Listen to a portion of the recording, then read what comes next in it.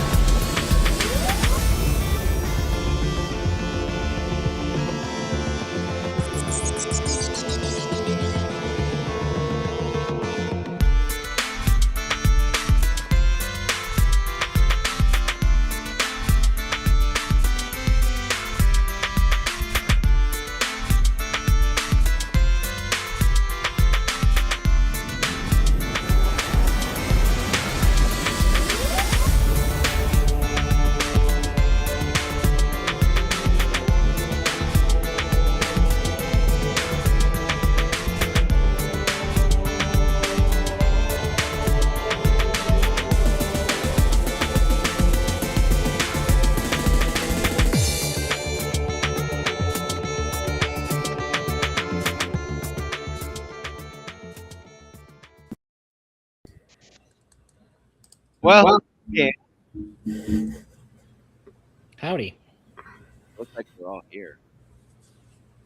Having a little bit of trouble hearing you, Jeff. Can't hear me? Can you hear me now? Yeah. I will switch over to the other mic here. Oh, right. So there's this guy that's already here in the chat with us, or in the room with us, as the case would be. Erudite. Hey, I can wait in the green room if you have some important things to say before I need to come on. Do we have anything important to say, Cam? Not more important than our guest. Well, thank you. Thank you, Cam. So Erudite was kind enough to step up. I had to reschedule Agile Monk. He unfortunately had something come up and was not able to make tonight. So he is going to be here later on this month. I think it's the 22nd. But ironically, Erudite had he said, "Hey, if you ever need me to fill in." and that day is when I talked to Agile. Yeah, later that same day. Hey, now I need you. Yeah. So it was All like, good. "Are you serious?" Yeah. No. Okay. But any rate, look, there I am in the flesh. I was last minute trying to put everything together. Hopefully the intro looked okay. I didn't get to do all the fancy stuff I normally do with it. So It was impressive. was it okay? All right. I mean, it's all I can do to make a thumbnail for a video, and you've got a whole big produced thing, intro and music and the whole bit. So. That I did. It's all very time Hollywood. in like a couple like.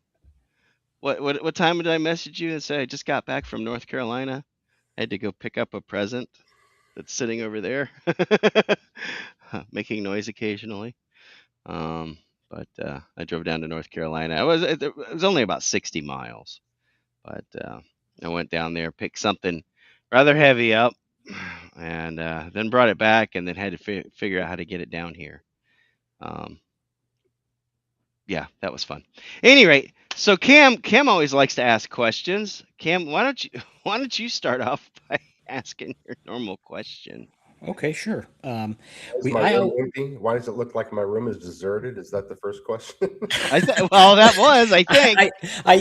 What I was when you had walked out before the show, and I said, "My gosh, how long is this room that you're in?" It seems like it's about 50 yards behind you there. It is it's like the fourth story in this townhome we live in, and we're in the process of moving. Ironically, closer to Jeff. We want to be closer to Jeff. It's important that we're close to Jeff, and we're in his sphere. So we're trying to head to North Carolina.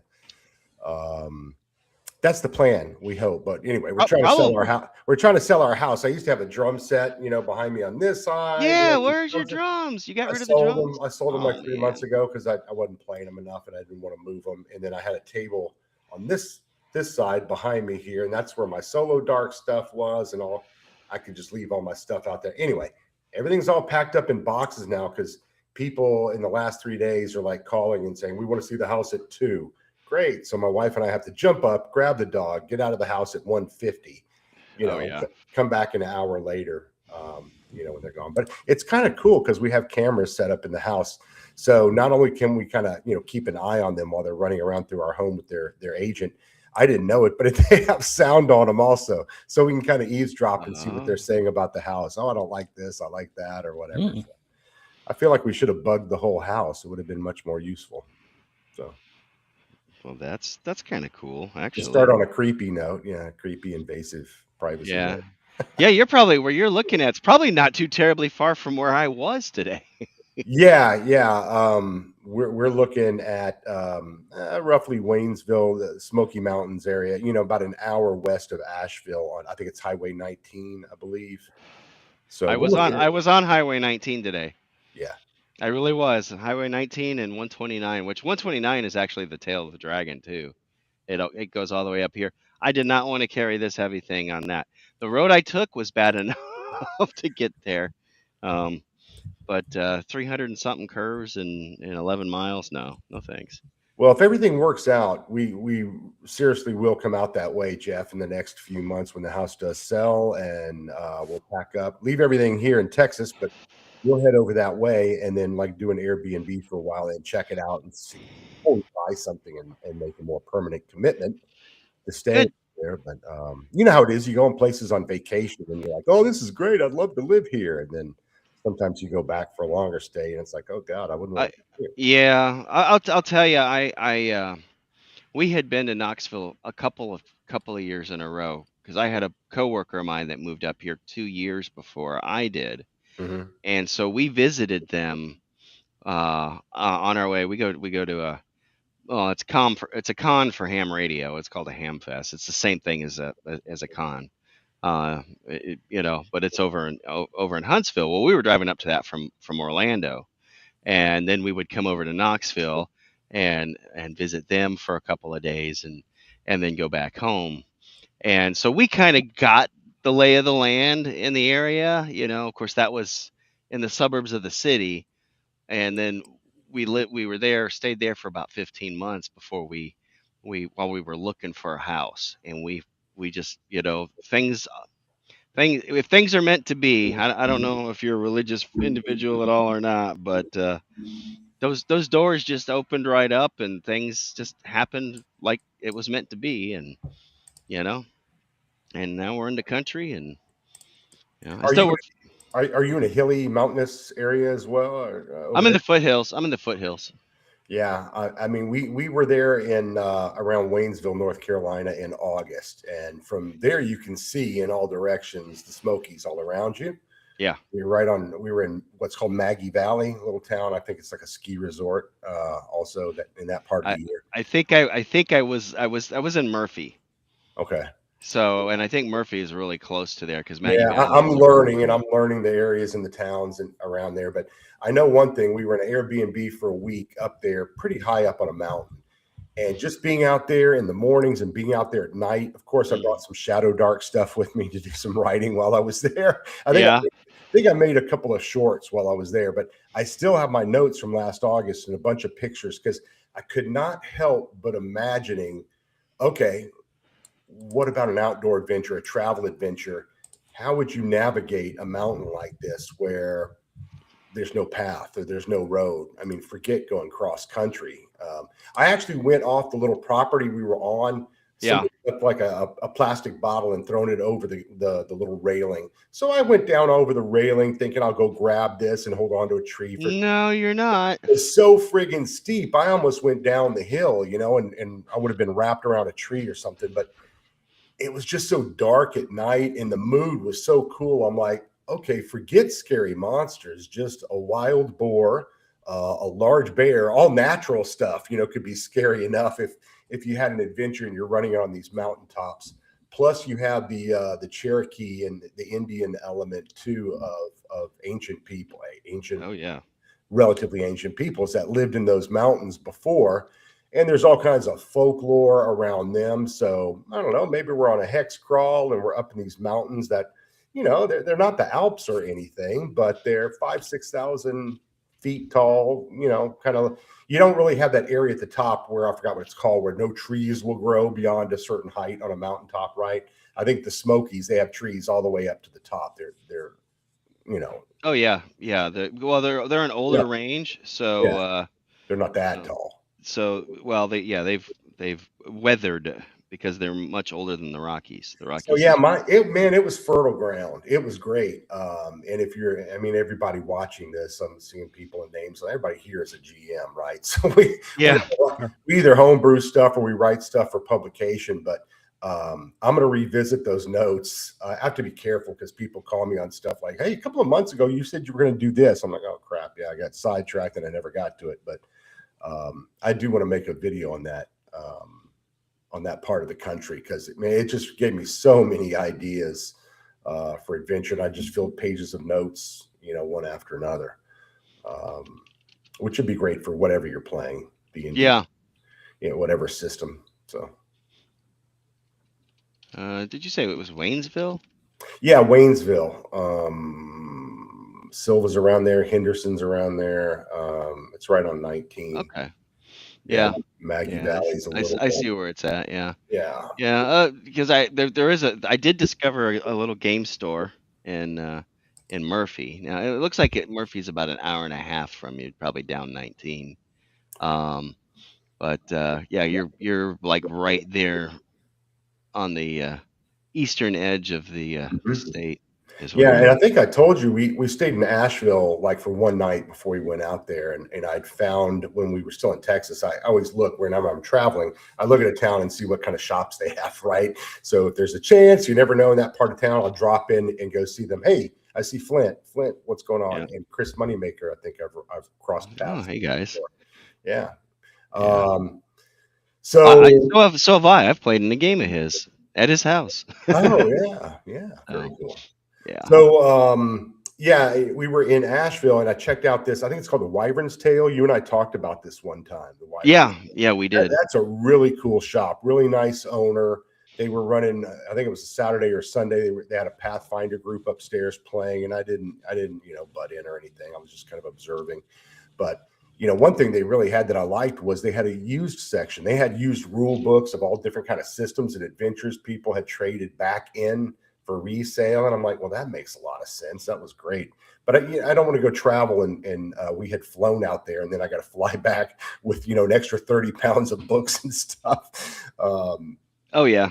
It's one thing when we go to, Flint and I met up last year. We'd been playing for a while together, and then we met in person up in Dallas for the North Texas RPG Con, which is a very OSR small. I say small group, probably 500, 600 people, but tend to play the DCC stuff, the Shadow Dark stuff, the Castles and Crusades, old school D&D, that kind of crowd, Cthulhu stuff. Yeah. Really a fun con. But we had met up out there, and I forgot why I was telling you this part of the story, but anyway, Flint, maybe you'll remember. He's like, I don't know where you were going with that. Well, Flint's probably not too terribly far away from me. So, yeah. Well, if you do move over here, you know what you're getting signed up for, right? You're going to help me with that little project that I'm working on. I have a note here on my desk. I did find a pen and a paper a little pad of paper I have not packed yet. And I made a note, ask Jeff about East Tennessee Con and what the plan. I mean, and I say that jokingly and seriously at the same time, because you've been talking about it for a while, but I think that's a great idea. Start small, get something, get something going. Where would that be? Would it be in Knoxville, or where would you? I'm still looking at venues. I was waiting on something to happen that came Friday that'll enable me to go ahead and push that process on.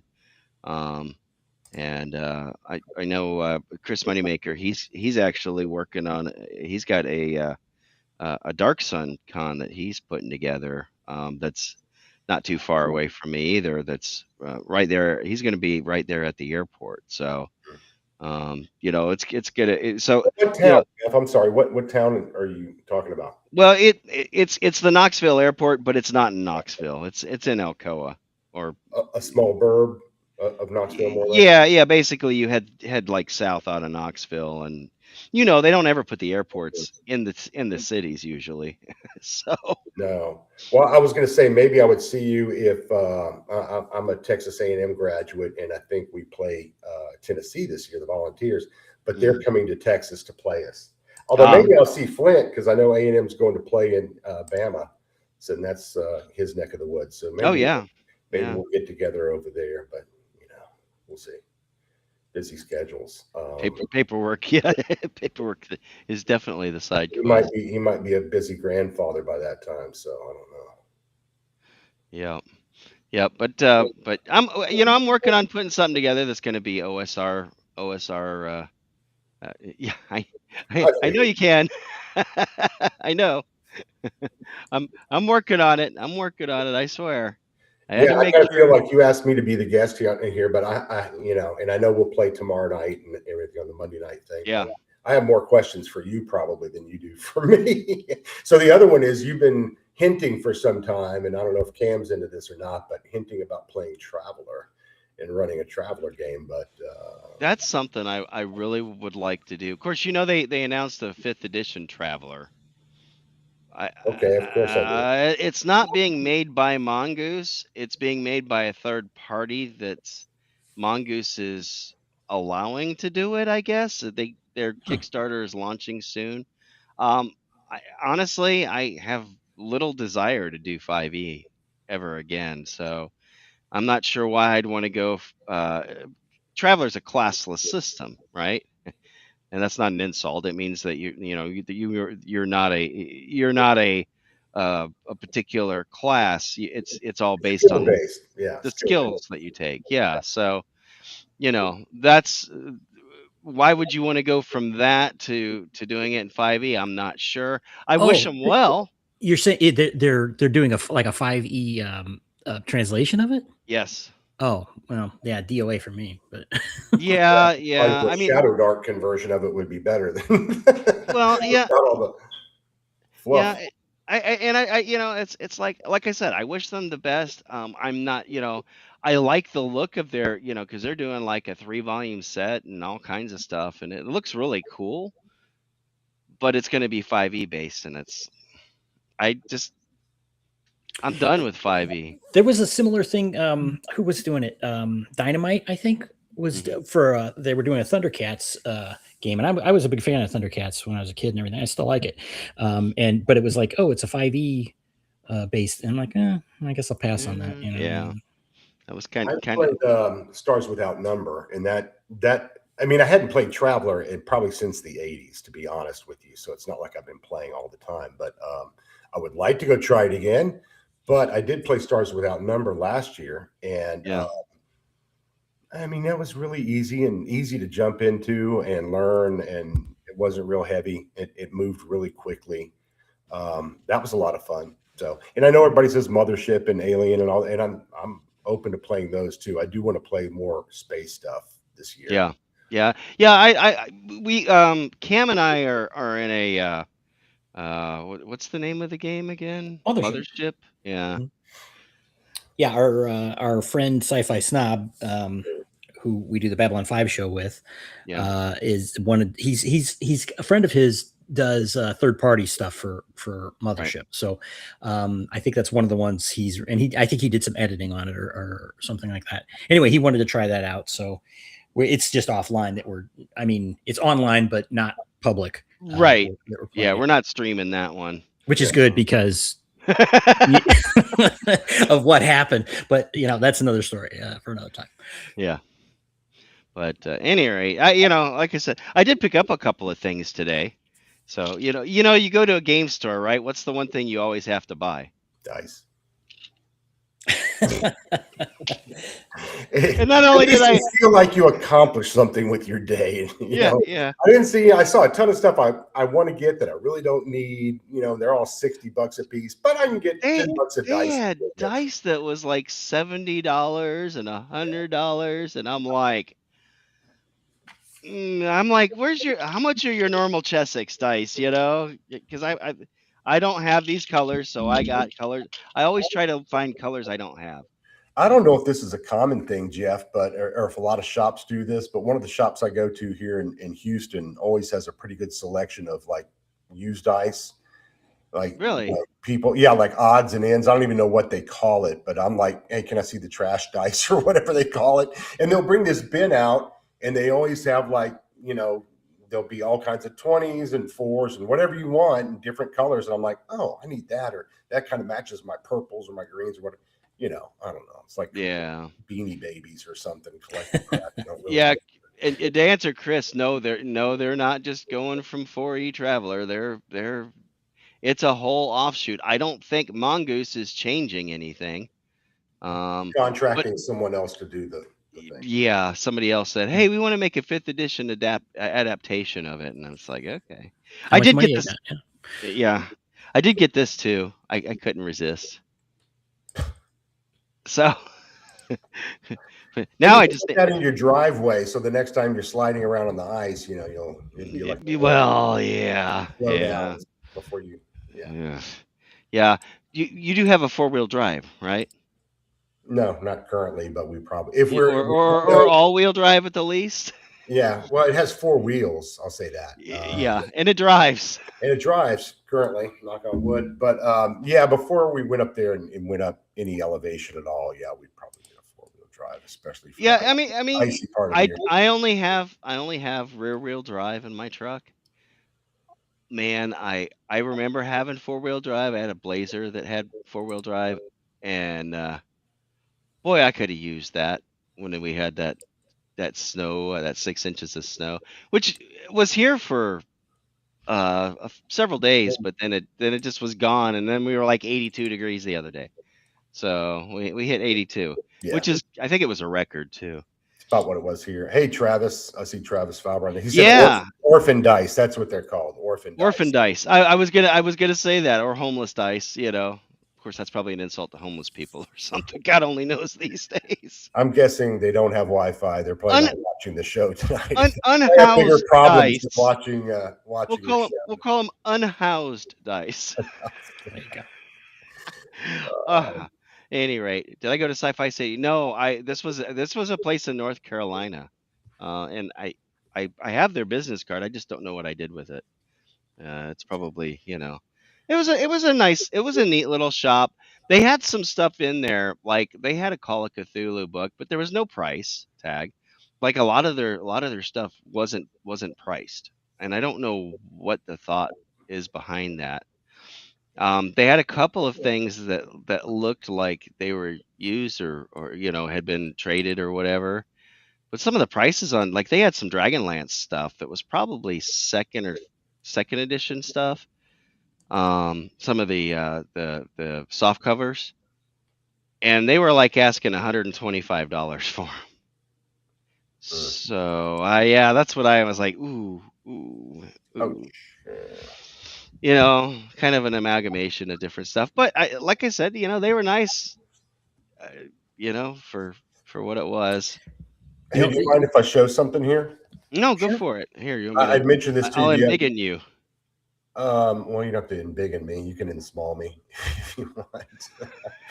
Anyway, I bought this on eBay recently, and of course, I'm not sucking up to the host or anything, but I had not read any Carl Edward Wagner, and other than listening to one of the audio books, I think it was Twin Sun Setting or Two Suns Setting, which is an excellent friggin' story, by the way. Yeah, a short story. But if you've not read any Carl Edward Wagner, it's very much Appendix N. I don't think the original Appendix N. I think it came in one of the later edits or something. Doesn't matter. But it's certainly in that vein of writing, and I'm sure most of you know who this is. But so I got through the first story, which is a werewolf thing going on, and it was like, man, This is good. This with Howard and Lieber, and I have the whole Lovecraft set, and I'll read a little Lovecraft every once in a while. I don't want to offend anybody, but Lovecraft, after a while, pretty quickly starts to all sound the same to me. Yeah. And I'm either going to go crazy or there's a big giant monster that I can't do anything about. It's like, that's why I never really wanted to play Call of Cthulhu, which is probably a mistake on my part. I do follow Sandy Peterson on. Yeah, I do too. And he's a real interesting guy. I like him, but I'll play it at some point. But I'm like, I'm either going to get squashed by one of the old ones or I'm going to go insane. So, well, you know what the end result is going to be, more or less. It's going to be one of like what, 2 or 3 different outcomes. yeah. So, it's yeah. I kind of like, I know Seth Korkowski likes to talk about the two games he talks the most about is Traveler, and he talks about Cthulhu. And in both in different variations of Cthulhu too, because he talks about like what is it, the one that was what is it, by Gaslight, Cthulhu by Gaslight, Yeah. which is kind of a Victorian era, and then you've got the one that's set in maybe the 20s 30s era. So I very much like the Dark Ages stuff, but that's really more Clark Ashton Smith and the Averroin setting he wrote. Crickets, so nobody knows that one. That's okay. It's not one of the main deals, but Clark Ashton Smith, and Howard and Lovecraft were writing these letters to each other back and forth about their works and starting to write into each other's settings and stuff like that. But right. Averroin's a real neat setting, and Chubby had done a setting. I don't think it went very far, but called The Last Candle, and it's kind of that medieval France idea in the Middle Ages, 100 Years War period. But I'd love to write something for it and take it and expand it. I'm going to twist his arm one of these days and go, hey, let me just write something, an expansion of your third-party content, and see what you think. I'm looking forward to seeing, now that I've played in a Dark Sun game, thanks to Chris, I'm eager to actually see what Chubby's got cooking on his what is it, revised or second Yeah.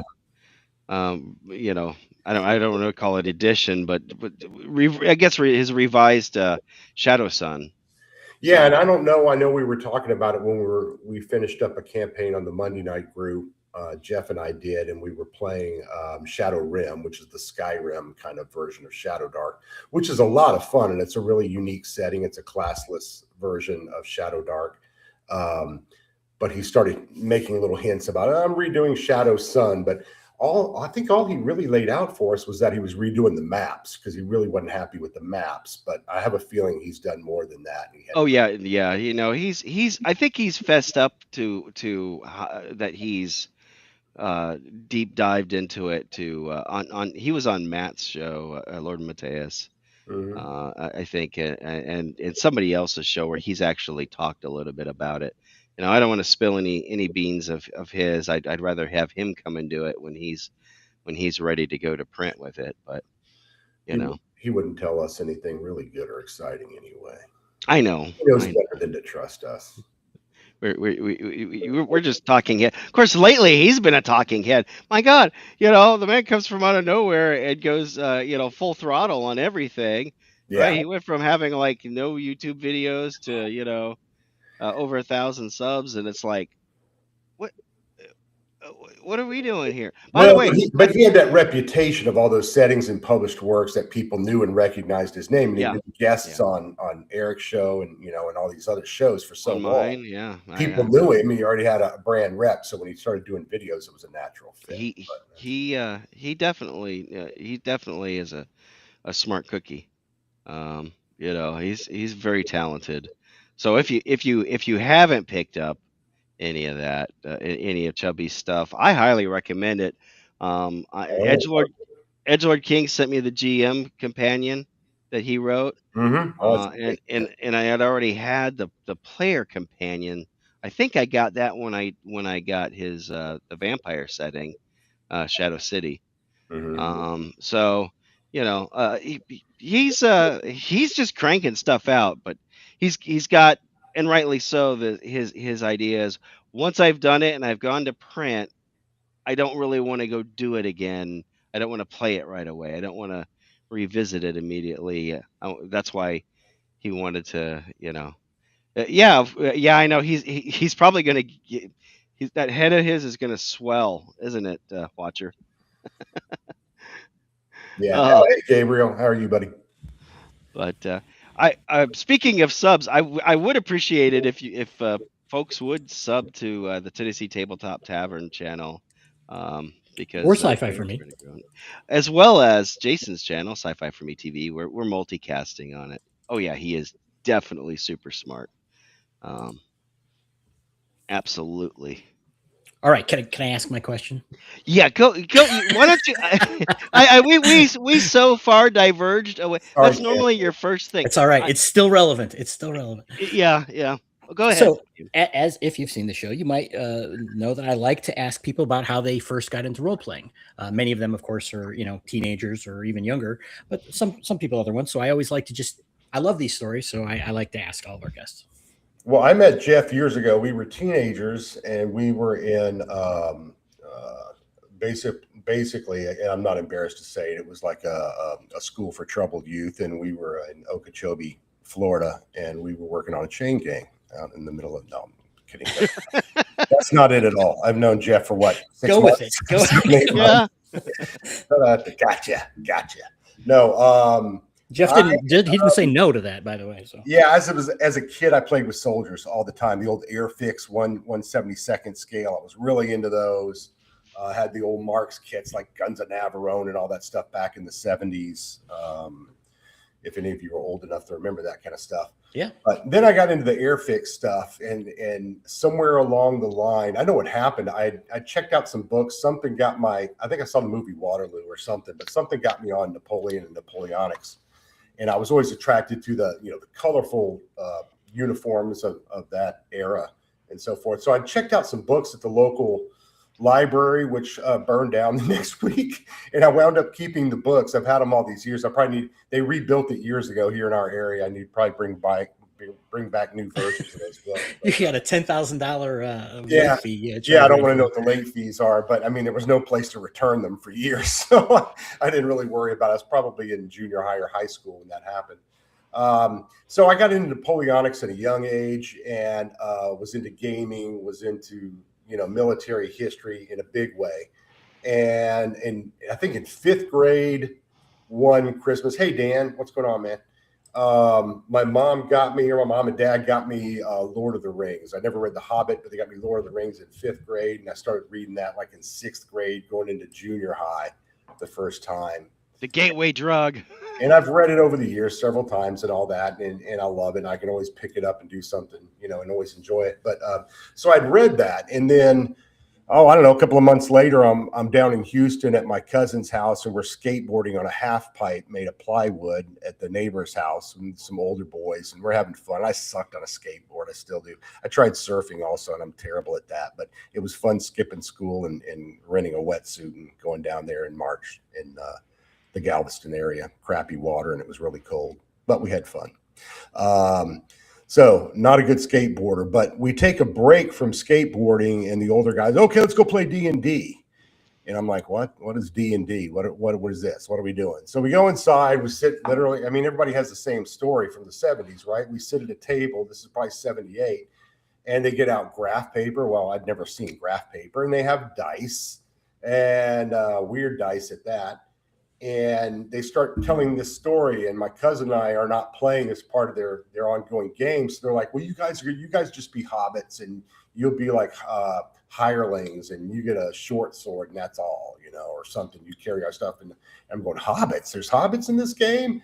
And there's orcs. I'm like, well, orcs? Well, I know what orcs are. I'm reading the book right now. I know what hobbits are. So I was, dwarves and the whole thing. So right away, it just really caught me. And I was reading fantasy stuff. So it was a good fit. And a couple of weeks later, the older guys, I guess, got bored with it. And somehow my cousin said, hey, they gave me this thing. Do you want this book? And it was the Holmes edition, the blue one with the dragon on front. and I think it was only levels 1 through 3. Yeah. So I brought it back to the other side of Houston where I lived in the burbs, and they were in the other burb in another direction. Houston's probably larger than most of the states some of you live in. I'm sure you know that. It's ginormous in all directions. So it wasn't long after that AD&D was already out for sale. I started looking for it in bookstores and came across it. Another friend of mine that started playing the game with me, we picked up they're back there in boxes getting ready to move right now, or I'd show you, but I've still got my my player's handbook and my monster manual and deities and demigods and DMG and all that stuff. So we played probably, till maybe the mid 80s, maybe 86 or something.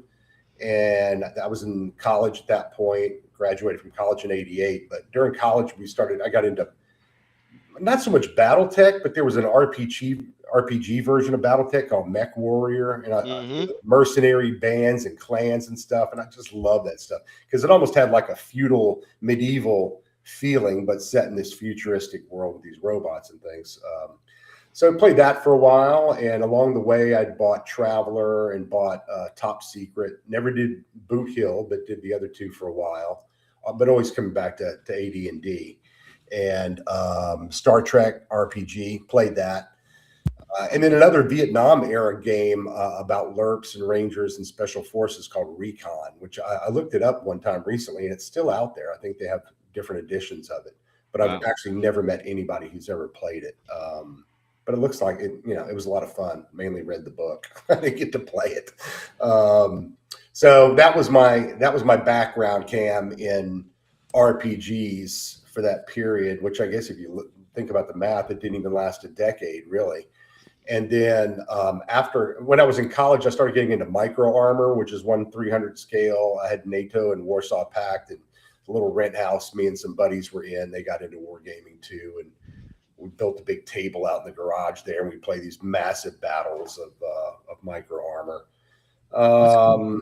Interesting that you started out with Napoleonics, wargaming. It's funny you say that because I did stay with Napoleonics, but I was trying to paint. But the plastics, the Airfix didn't have that many models. It would only take you so far. They didn't have all the armies and everything else. So when I was in college, I met some guys who were playing with minifigs, 15 millimeter, and they had everything pretty well represented. Hey, look at that! Watch Your DM played Recon. We'll talk about that sometime, Gabriel. Maybe we'll get that long-awaited game up of the Vietnam War. That'd be fun.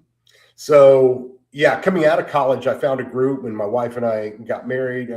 We dated all through college. We were an old married couple before we were married, but then we got married after college, and we wound up in Houston. And there was this old bookstore that had lots of Napoleonic and military history stuff. I go read the books, and one Saturday there's guys there with tables out on the deck outside, and on a beautiful day, and they've got painted 6 millimeter Adlers made in the UK, and it was at a 1-to-20 ratio scale. So a French line or Leger battalion, which is light infantry, was 36 figures. So you got that really impressive scale look for a military war game on the table. So I quit playing role-playing games and went into that.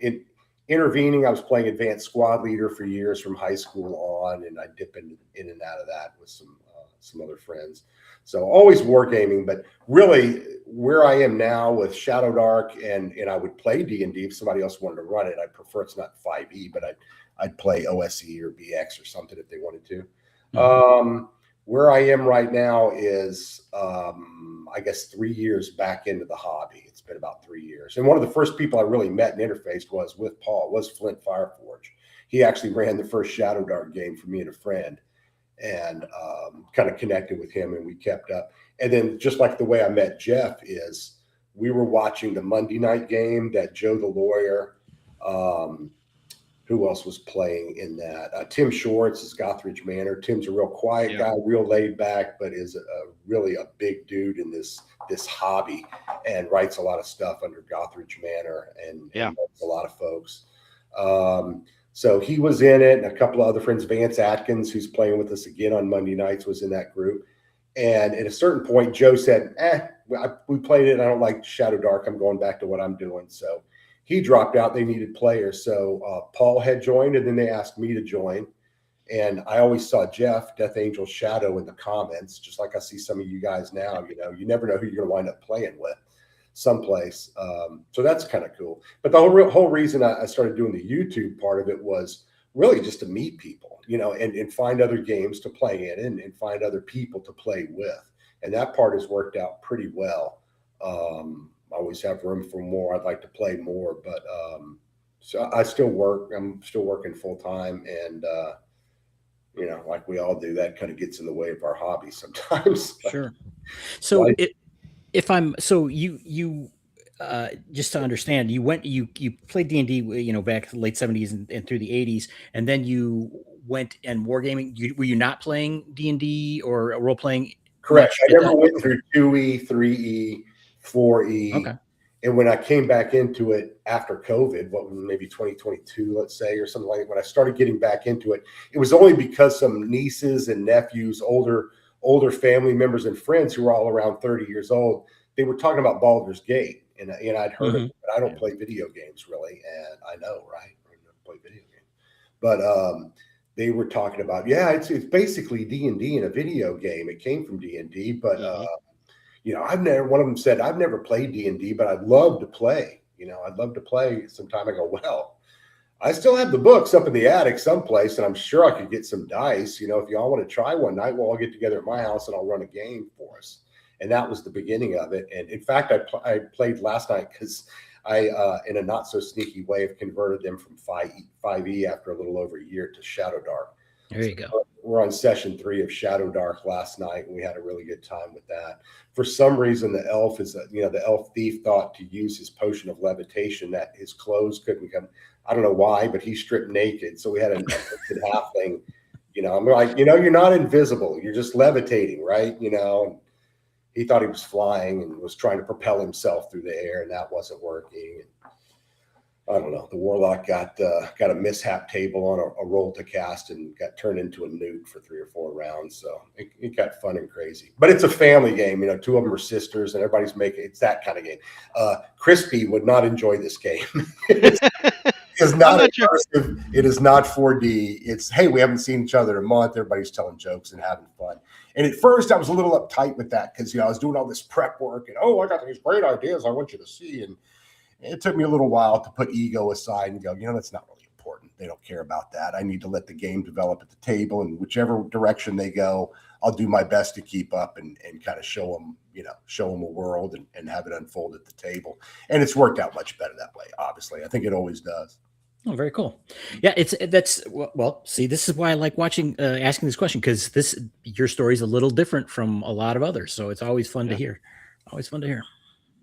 Yeah, I mean, it depends on the age group you ask too, I think. Sure. Sometimes I watch some of these people talking about, some of these guys, well, I started playing back in 1980, and I'm going, how am I younger? I mean, how am I older than that guy? That guy looks like he's 110, I look that old, I don't know, but I guess we all age at different rates. And I forgot who it was, Milton Berle or somebody always said, you're only as old as the people you feel. So I don't know. Well, Jeff looks like I know they're laughing in the chat. You can't see them. You can't see them, but boy, they're just cracking up. That's right. Put the smiley faces in the chat, everybody. Yeah. The Henny Youngman one-liners. Yeah, I see. Dan is in the chat. Dan joined our game on Monday, and hopefully I'm doing all right. You are. We talked about it the other night. I mean, your only issue was really Roll20. You're a Foundry guy, and you're like, where do I go to find this and that? It's game, but we all. And I'll tell you, Roll20. I God bless them. Bless their hearts. It's buggy. It is buggy. But I think this is an interesting adventure from Tom Wilson that we're doing. In fact, I've got the screen here. Yeah, the crumbling heap of Kashmir is what it is. Yeah, and we'll be showing that tomorrow night. We'll be continuing on. I think everybody's supposed to be back, right? I believe everybody. Yeah, full house tomorrow night. So that'll be tomorrow night. Now that one I only show here on Tennessee Tabletop Tavern. Erudite, he shows it on his. Bacon shows it on his. I don't know. I don't think Matt's doing it on his. He does his live plays on. He's trying to move them to Rumble. So yeah. But Well, and then we have stuff lined up after this one. I think Matt's going to run a Lamentations of the Flame Princess mini campaign for us. Yeah. And gosh, I should have had this written down. Somebody else. We had a couple of them lined up. Crispy said he'd run a 4D experiment of 2 or 3 sessions if we wanted to do that. We could try that. That would be. Yeah, I'm down for it. I'm curious about it. I don't think that I'm. No, Bacon. He loves the 4D play. Yeah. He's good at it too. But it really just takes a lot of self-discipline, Jeff. Let's be honest. And you and I in our group don't have any discipline. I mean, as far as when we say the first thing that pops in our head and we just want to talk and all that, it took me a lot. I mean, I was like sweating when I did one with Crispy and Bacon. It was a lot of fun, but for an hour and a half game, it felt like we played for 4 hours. Did it really? It was very intense because you have to listen closely to everything. And listen for the silence and know when it's time to kind of jump in with your comment. It really wasn't that difficult. It just was a change of pace. I would do it again, though, for sure. Yeah. Oh, that's right. We were talking about Hyperborea. Thanks, Dan. Yeah, Dan was saying he'd run some Hyperborea for us if we wanted. I'm interested in it. Jeff Talanian was at that con last year in Dallas, and I didn't know him. I mean, I don't know him now other than, an X message here and there, but now I'm much more confident. I'd go up and say hi to him and shake hands and ask him about the game and all that. But we've got people volunteering for a Hyperborea game already in the chat. Edgelord was the one who sent me the GM companion from Chubby, so he had an extra copy, so he was kind enough to send it to me. Well, and that's the other one. I think Chubby said, "Hey, give me a few. I need a couple of weeks, originally, or months to go work on what he was working on, his new stuff." Yeah. And then I think he was going to come back and either premiere some of the new stuff with Shadow Sun with our Monday night group, or maybe we were going to play some more Shadow Rim, which I think we were all up for. Oh yeah, Shadow Rim was fun. Yeah, it was definitely different. And I had played Skyrim, but I didn't get that deep into it. I had it, and then I was trying to finally get around to finishing up my degree. So I was going to school, and so I've got there's 700 hours logged, I think, in my whatever you call it, account, but only about 60 of those hours are mine. The rest is my stepson's, because he just dove headfirst into it and loved it, and I'm like, that's the amazing thing about Chubby too, is that dude plays a lot of video games. I mean, he does. There's I don't even know the video games, but my son would. He's 31. We don't talk about him much because he knows I don't play him. But yeah, Chubby, it just amazes me how many different video games he is aware of and has tried and played and stuff. Dan's got 4,000 hours in Skyrim. I have it. I can reinstall it right now. It just, I've got a bunch of stuff, Well, can I ask you guys a question? Because oddly enough, this week, these guys that I played with, I haven't played with them steady in role playing for probably going on 15 years, but suddenly 4 of us are back let's get a game together, like a real life game. So so we're throwing on all these different ideas, and the one guy's like a 5e player. He's been playing with other groups and stuff, and he's like, I don't really want to do anything but 5e if it's D&D. Well, the rest of us are probably out then. But the question I want to ask is, what if you had one game you could play, one version, whatever, any genre, what would it be? I'll start. I want to play first edition AD&D with someone that knows how to run it. You know what I mean? I want to play classic AD&D, but I don't know anybody around here that is really good at it. So I would say give him my number, Cam, if you, because that's probably the one I would want to play again. I mean, I really, really am comfortable with Shadow Dark at this point. I'm no expert. I make all the same mistakes everybody else does. You feel, I forgot to roll for reaction or morale, for the monsters or whatever. There's always something you forget. Sure. But I would love to go back and play AD&D. I don't know if I would like it as much as I did when I was a kid. I have a feeling I'd probably be more tuned to OSC because I really haven't played OSC, but Right. I mean, I'm sure I could slip it. You know who would run it now. I don't know about in real life, but well, I mean, he would in real life if you were near him. Dungeon Dungeon Delver. Delver, yeah. He'd be the guy, you know. He would be the one. He would be the one, yeah, because he's a diehard. He loves OD&D and first edition. He's like he pretty much doesn't see a point for anything after first edition. So, It's hard. I mean, Paul, if he's still around, he may back. I saw him a second ago. He may back me up on this. But for anybody of a certain age, if you're over like 55, let's say, and you were playing AD&D in that time period, it's really hard for younger folks to understand that there was no place else really to go to and talk with other gamers about how they were playing Dungeons and Dragons or how they were interpreting the rules. right. I'm not going to touch the OSR, bro-SR argument about this. I'm so sick of that stuff and just tired. I mean, they're welcome to it. I'm just tired of reading the post about Nana Nana Boo Boo. This is the right way. Yeah. I don't care, man. I bought the book. I'll play it any damn well way I please, it was just a different world. We didn't, we'd make our own little judgments about the rules. And sometimes, probably not, I don't know this for a fact, but I think a lot of people probably skipped encumbrance and things like that. And then some you'll find that, no, we did it. We loved it because, it was resource management and all that. I don't know that we thought about it at that high a level. I was always GM back then. So I was always working on a homebrew and drawing maps and thinking about NPCs and stuff like that. We also never took characters very far. I mean, I think the highest we generally go is 6th, 7th, 8th level.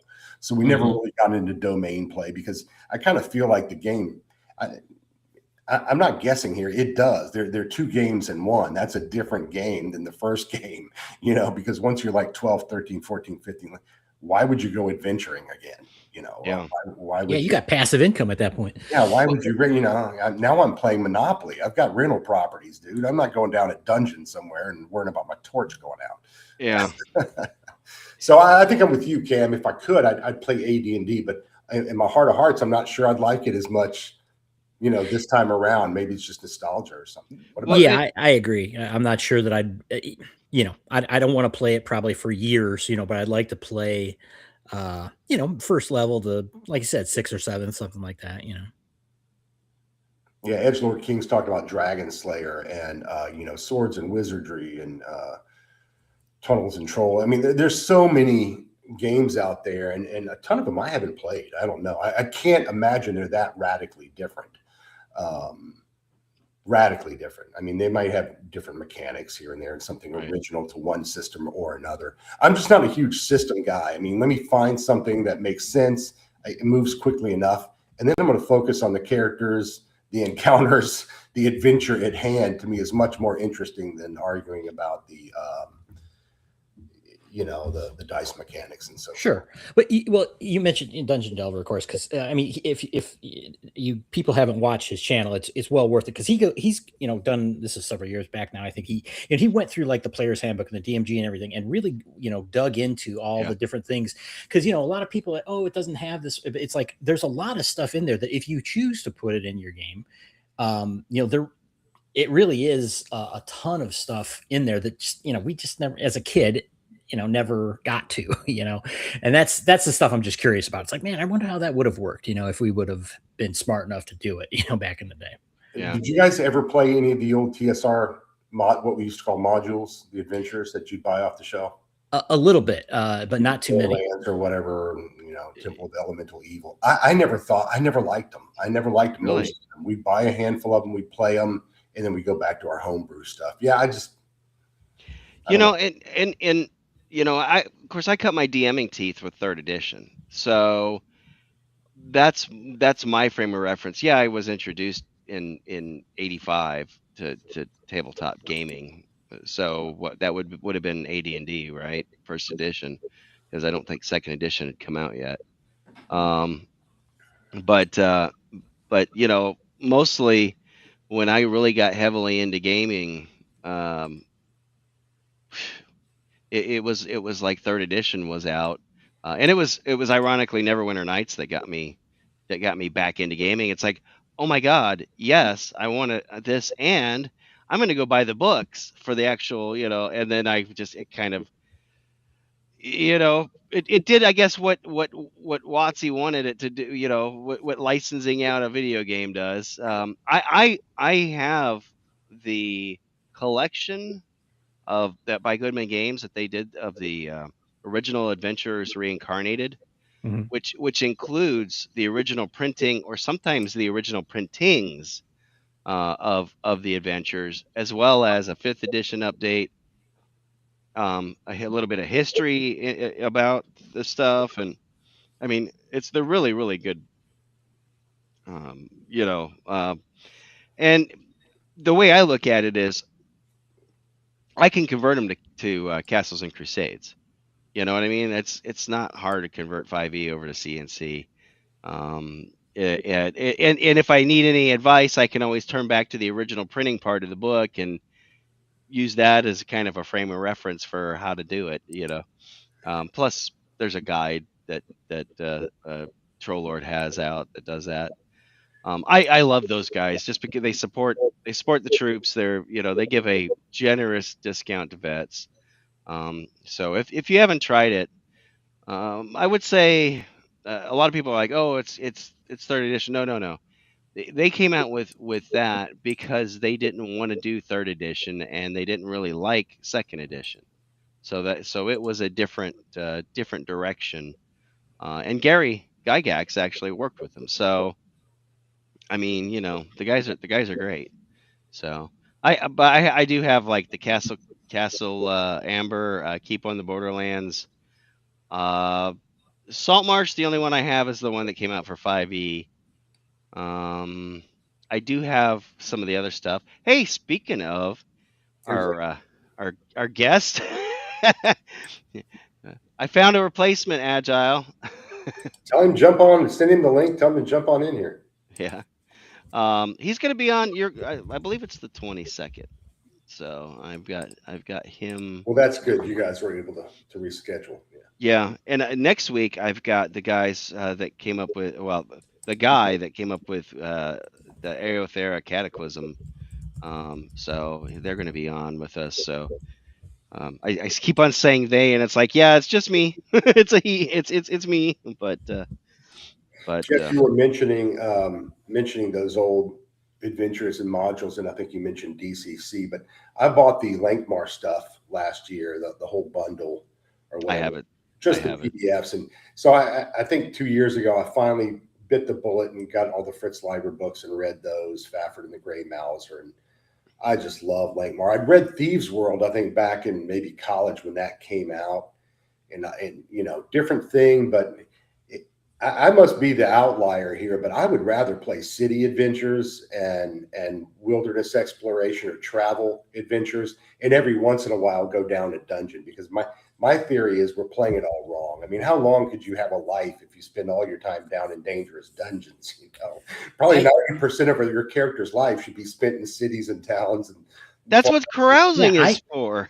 And I do like carousing, but carousing's a drug. Carousing really is. It's a good drug and it's a fun drug, but they're all fun, right? So it's like, okay, we're done with the adventure. Now can we roll crowd? And you get your answers real quick. You get your stuff and you get your XP and everything levels up real quickly, and it feels good. But you kind of cheat yourself out of playing the city adventure, where you're there for weeks or months and you've got all kinds of plots and factions and things going on. But I would like to take those and maybe do them with the Monday night group and do a city adventure based on one of those Lankmar. So you're going to run it. Okay. I have not opened my I have the Lankmar box. So the humble bundle, because Goodman Games no longer has the license. The license for the Lankmar setting expired. So they had to pretty much get rid of all their stuff. And they did a humble bundle that was the first time I ever heard of a humble bundle that actually had physical product. And so I went and I'm like, okay, I may never be able to get this again.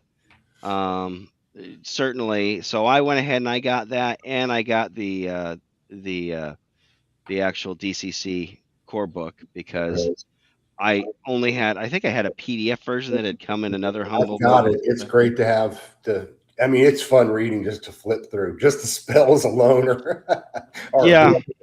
and the mishaps are a blast. Yeah, I picked that up myself maybe a year or so ago. Yeah.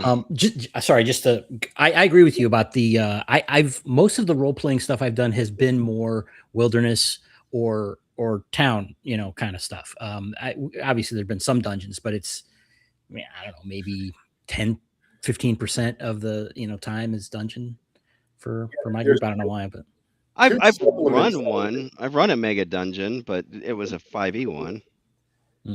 Yeah, see, Mega Dungeons, I'm not a huge fan of. Although I did buy the Moria thing from the One Ring just to have it. Oh yeah, well that's Tolkien. That's cool. Yeah, and I don't know if I'll ever do anything with it or just look at the map every 10 years and look at it. But yeah, well, that's my number 2 game I'd really like to play is the One Ring. I'd love to try it, for being a Tolkien fan. But while I'm a Tolkien fan, I'm also a Michael Moorcock fan and all of the Eternal Champion, and I love the world and the Warhound and the World's Pain, which is set in the 30 Years War. That's a great one. And then all the Elric stuff is wonderful. I can just put on an audiobook there at any point, any time, and listen to that and be a happy camper. Yeah.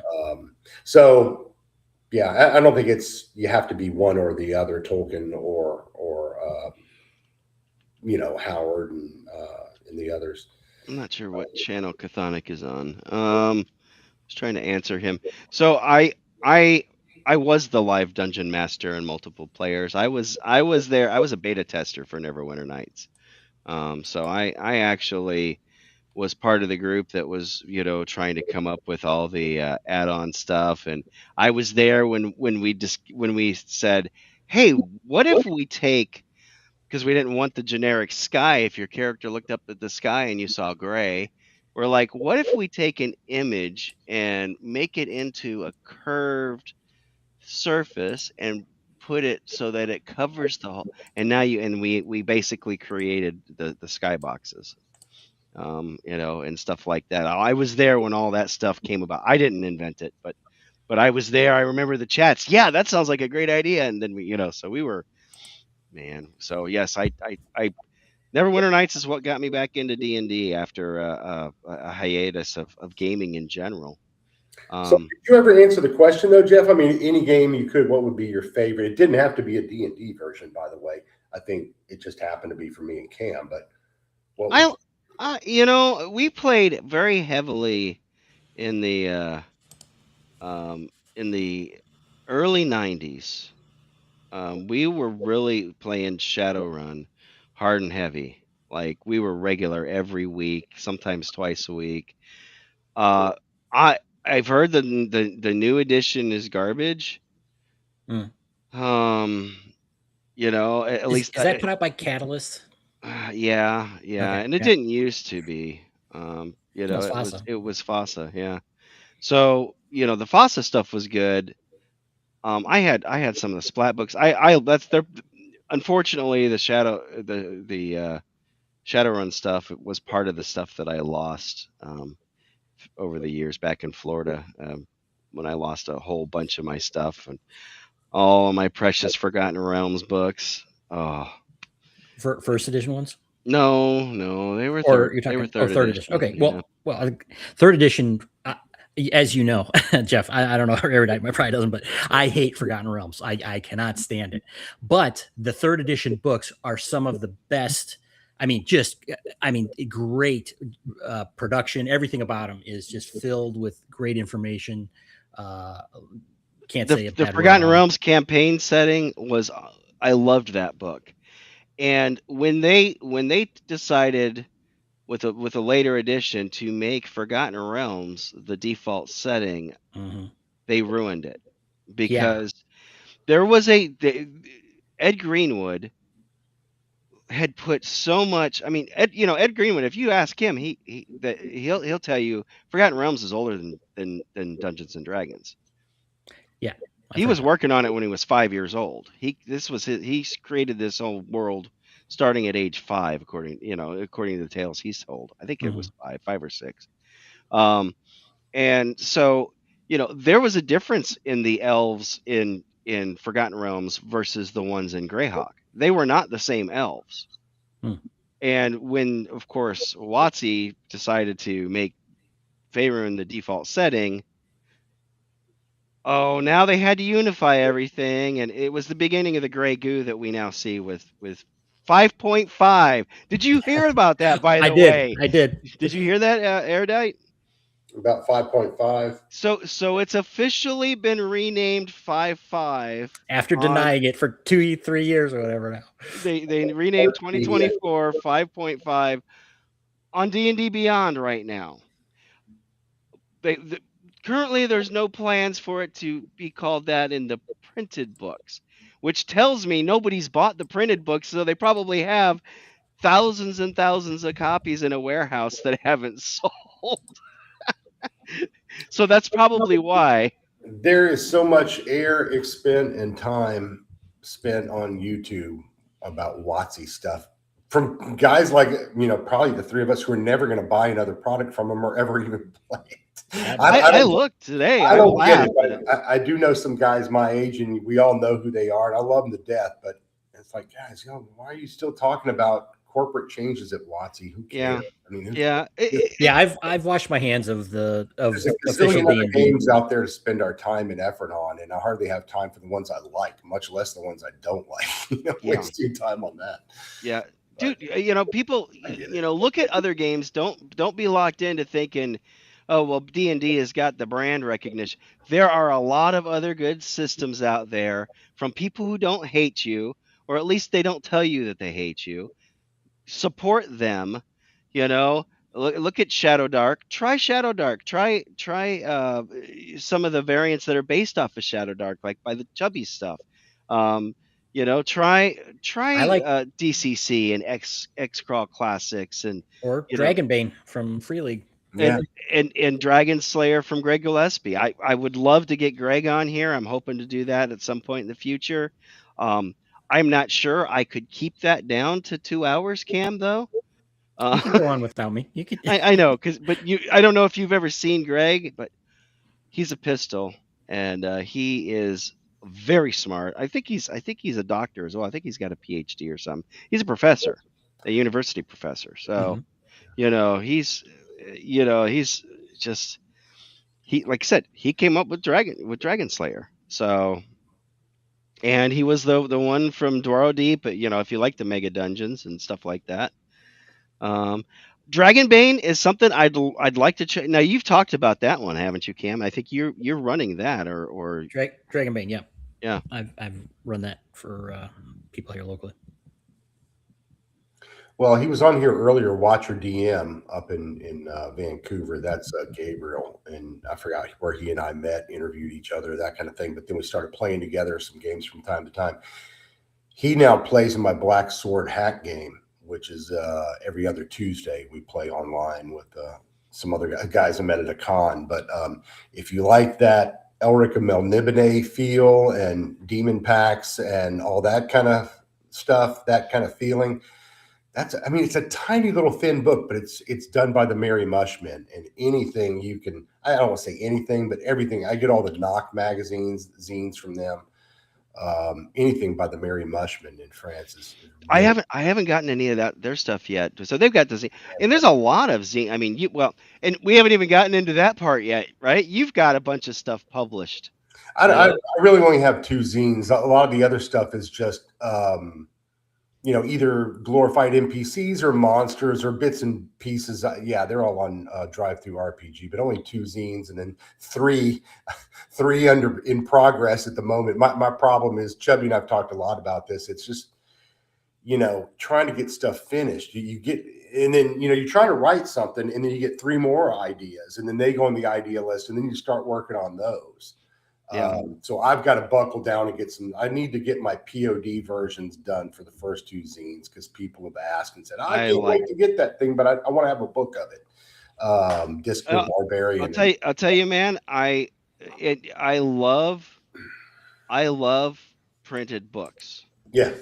I appreciate the PDFs for what they are, but for me, you can't sit down and enjoy reading a PDF.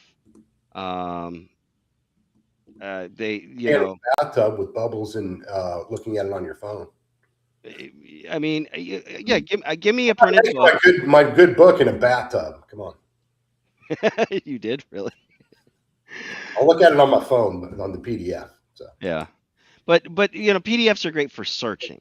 yeah, They're great. They're great to use they as a have their reference. place, no doubt. But Yeah, but if I want to sit down in my easy chair, kick my feet up, got my dog in my lap, you know, I love. Oh yeah, Deadwood. I love Deadwood, man. Give me. I need more shelves. You could see the stuff back there. I've got one shelf left that's empty, only because I pulled some stuff out of it and was reorganizing, and that shelf is going to be full up probably in the next 4 months. So I need to go get another bookshelf or 3 or 4, or build one further on down the line, you know.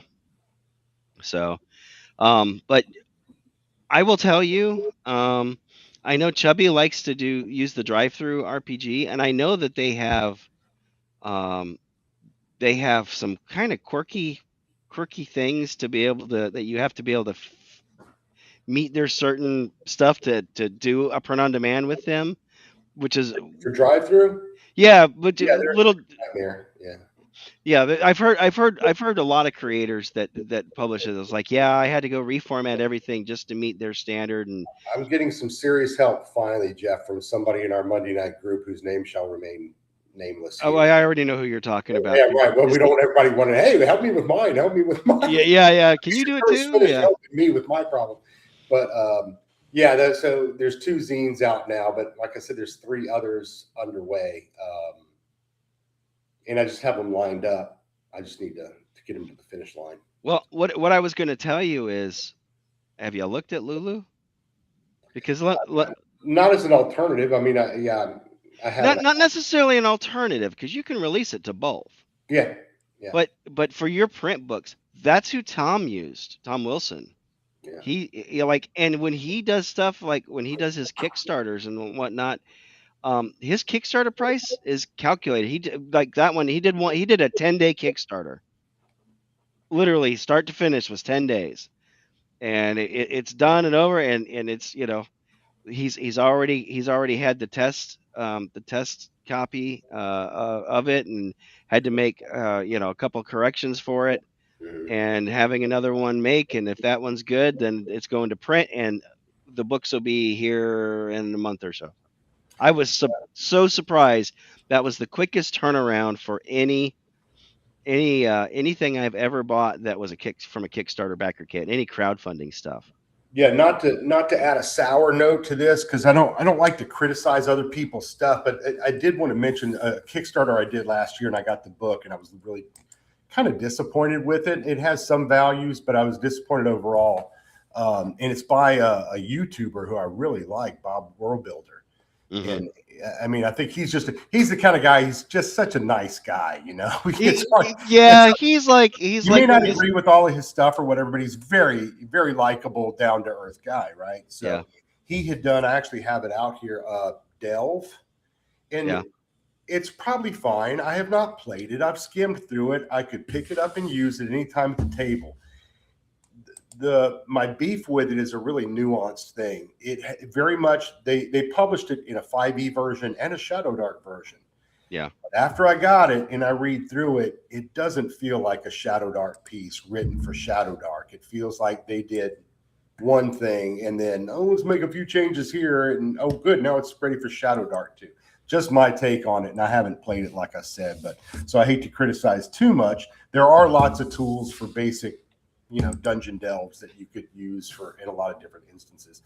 Dan says he was also disappointed in it. Yeah, it didn't feel like it was custom written for Shadow Dark and some of the better supplements. You think he did a pivot? Well, I think he did it with some other people as maybe part of it. It felt like it was a collaboration of a couple of people, which anytime you do that, you know, Chubby does all of his stuff by himself. Nobody else is involved with that.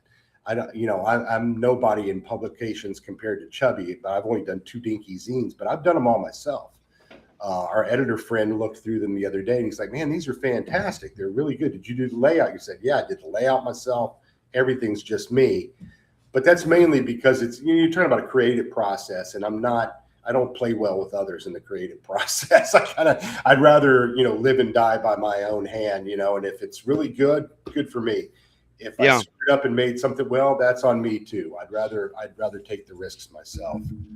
I get it. Well, you don't have anybody relying on you, and it's all you. Yeah, I know. But what I was heading with that was, I ordered Shadowrim when like right after, like, the first game when we were playing it, and I got it the week after we finished, when we did our the wrap up episode. It showed up like that day. That's how long it took for them to print it. So print on demand. Yeah, I have heard good things about Lulu, Jeff. It took 6 weeks. Lulu, like 2 to 5 days is what they say. So, and like I said, you can get Tom's PDFs from Drive-Thru, but you can get his print books from Lulu, and you will get them quickly. So that's been my experience. Now, I know your mileage may vary depending on where you're at. I've heard people say that that's drive-through's really quick in the UK or in the EU, but it's not in the States. I don't know why. The difference is actually in the marketing and the promotion part. It's another thing Chubby and somebody else were talking about, and I was listening to. But Lulu doesn't have the market that Drive-Thru does. Drive-Thru has the eyeballs and the people that get the automated stuff. Lulu doesn't yet. So they're very good on delivery and production of what they do, especially for POD. But they just don't have the breadth of users going there as a resource yet. But and I sure as hell don't want to print anything and have a garage full of saddle stitched zines sitting around. Well, yeah. Well, and Tom did that for the Kickstarter, and probably and printed some extras so that he can sell them at ShireCon or any of the other cons he might go to. And I get it, but you can go right now and order it from Lulu and have it like in a week, or less. The one the adventure we're playing tomorrow night. And the new one, I fully expect that it'll be in my hands before I go to CNYCon. Which of course is the week after North Texas. I couldn't swing both, so I might do North Texas next year. I don't know. Roger was a very big help to me, and in case Bad Mike is listening, Roger showed up to my stream where I had him and Don Samora and and Griff Morgan, and Bad Mike. He had family things, so I get it. So Roger got to me first, so Roger won my my reservation, so to speak, for this year. But I just couldn't. I can't do back to back. Yeah, you got to pick and choose your battles for sure. I think we all do. We all do. But, I was hoping to have the zines POD ready by the time I get to North Texas. Last year, I just printed out some copies myself, and wife and I bound them so I could show people. Like when I met Chubby there in person for the first time, and Paul for the first time, and Lord Mattias and Gary for the first time. So a lot of us were meeting the Black Lodge Games guys were there right after they'd done the Shucked Oyster. So we were all sitting at the bar tonight. So I wanted to, luckily I had some printed stuff. I go, oh, here are my new zines. And they took a look and they, I do this. So it was great. It was, I got a lot of feedback from some people. Yeah. And feedback is important. Yeah. Especially if you're just starting out, like I said, Don is there. He's going to be printing stuff.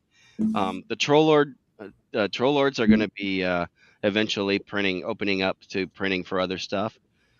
Last I heard, I think they did sell the property that they bought where they were going to build their original plant, and then the city changed zoning on them or something like that, and wanted them to do all kinds of stuff that would have cost 10 times what the original plans that were drawn up was. Yeah. So they sold that. So I think they were looking for other property. I have not heard officially or unofficially, but I think he had said on a live stream that he was looking at a piece of property. Stephen Chenault was. So, but that's one of the things that they want to do is they want to print stuff domestically here, and and for third party people. So, and I'm all behind it. Print on demand is cool, if it's fast. Yeah. Drive through is great for getting PDFs. It's great for having that library, but so far everything that I've gotten from them that's a POD has taken about 6 weeks. So that seems to be their average. Yeah.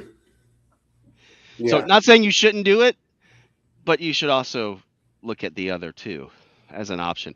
Now the thing, as you said, it's their website. You go to thelulu.com. There is a library tab, but it looks very much like it's trying to sell it to.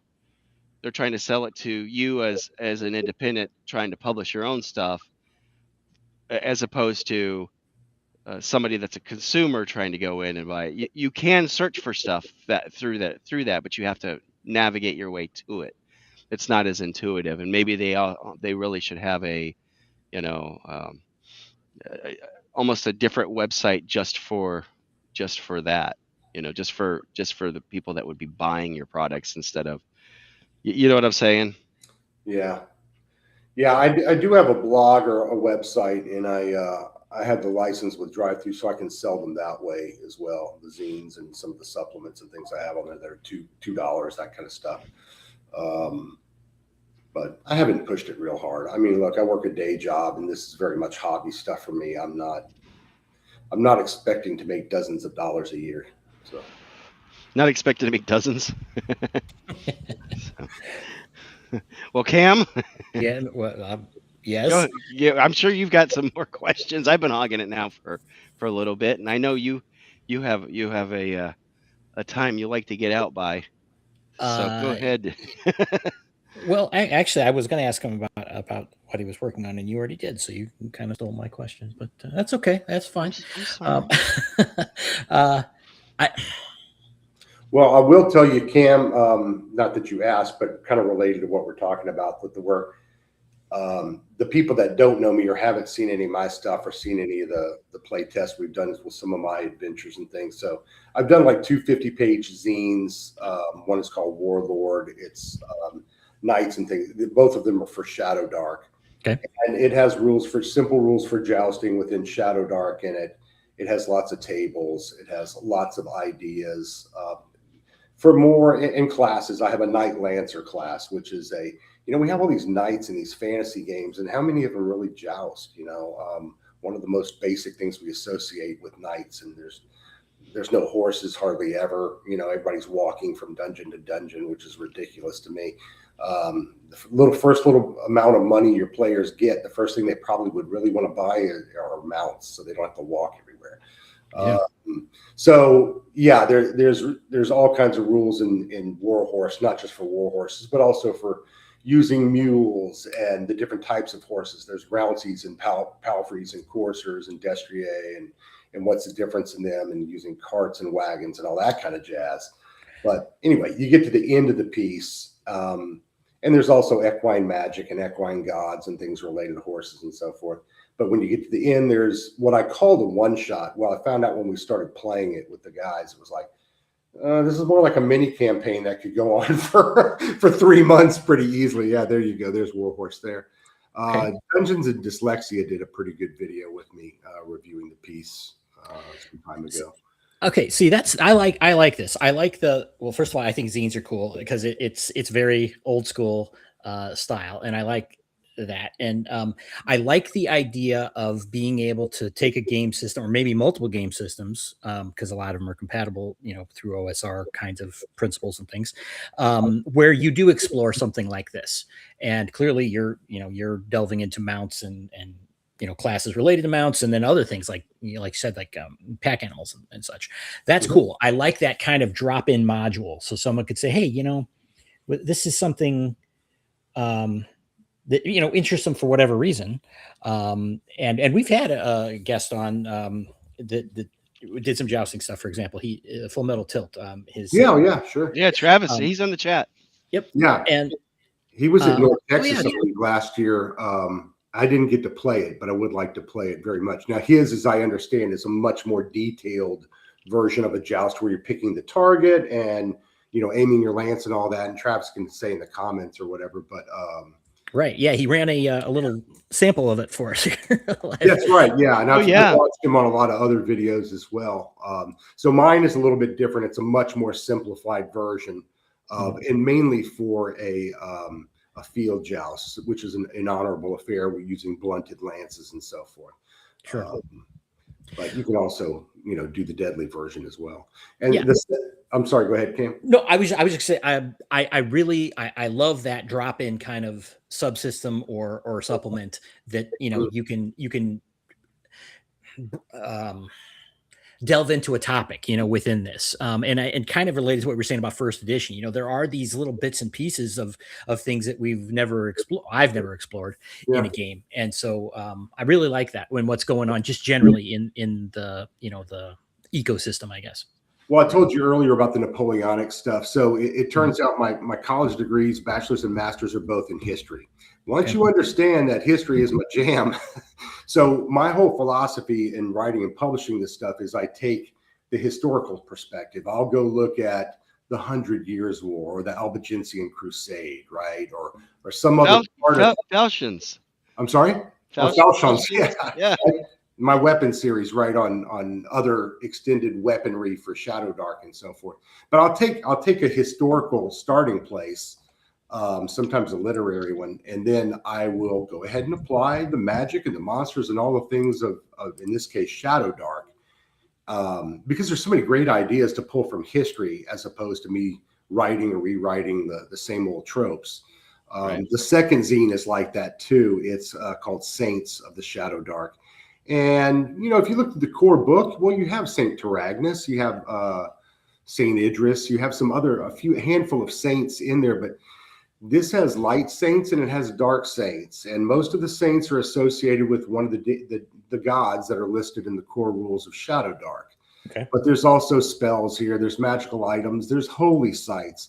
My whole approach is using the history to develop some content for a fantasy game that we like and make it utilitarian. And that's why I like zines as well, Cam, because I don't want to write a system. I'm not interested in writing a system, but settings. One of the unfinished ones I'm working on right now is called Airlon. It's Aeirlon. If you say it fast enough, it does sound like Ireland because it's based on Ireland. So I basically redone different factions that represent the Vikings, even though there's a crossing of periods here, and then the Normans later, and it's going to be a Shadow Dark setting based on on Ireland, and a lot of the folklore and the unique monsters and things from those legends and things. And I'm working on one that Dan inspired me. What's his name? Dan Masters, Professor DM. Oh yeah. He did one based on Macbeth called Macdeath. Oh yeah. And I enjoyed it. I bought the PDF and I enjoyed it so much. I've never played it, but I'm like, you know what? Hamlet is one of my favorites. I try to read Hamlet every year, one time, and get through Hamlet. And I'm fairly familiar with it. I'm like, doggone it, I'm going to write a zine that's just an adventure based on Hamlet. You got his father, who was Hamlet. Also, the ghost is roaming the walls of Elsinore Castle and so forth. If you remember your junior year in high school or whatever in your literature class. So that's one of the ones I'm working on. And then I got some inspiration from Kelsey with the new Western Reaches and River of Night, which is the jungle-based zine that's coming out. I think it's number 4. Yeah. Curse Scroll number 4 that's coming out, their zine. And I started looking at the jungle thing, and I said, I've always loved Heart of Darkness, Joseph Conrad, which, Apocalypse Now is a modern loose retelling of that concept and that idea. I'm like, what would this look like on a jungle crawl, but based on a type of Congo River setting, with natives and things trying to kill you along the way on the banks, and different colonial stations and things like that. So really an interesting idea. And then there's 2 or 3 others I won't mention, which are more adventure settings. But I like to write stuff that's very useful, and is usually I start with history first, and then I warp it enough and add enough fantasy in it where it feels like, hey, this fits great in D&D or Right. OSE or whatever. Yeah. Let's see. What else do we got? So I got this. I brought the Saints one up here for people to check out. I would love to see some of these in print. I would love to get. Yeah, I'm actually rewriting this one, Jeff, right now because we did play it. Chubby and Flint was in it, and some of the other guys, Vance was in it. And when I played it, I realized I'd gone too far. The concept for the one shot I'm talking at the end, which is again too much for one shot. It took us 2 sessions. But the concept is you're in the middle of a siege with the attacking forces outside the city.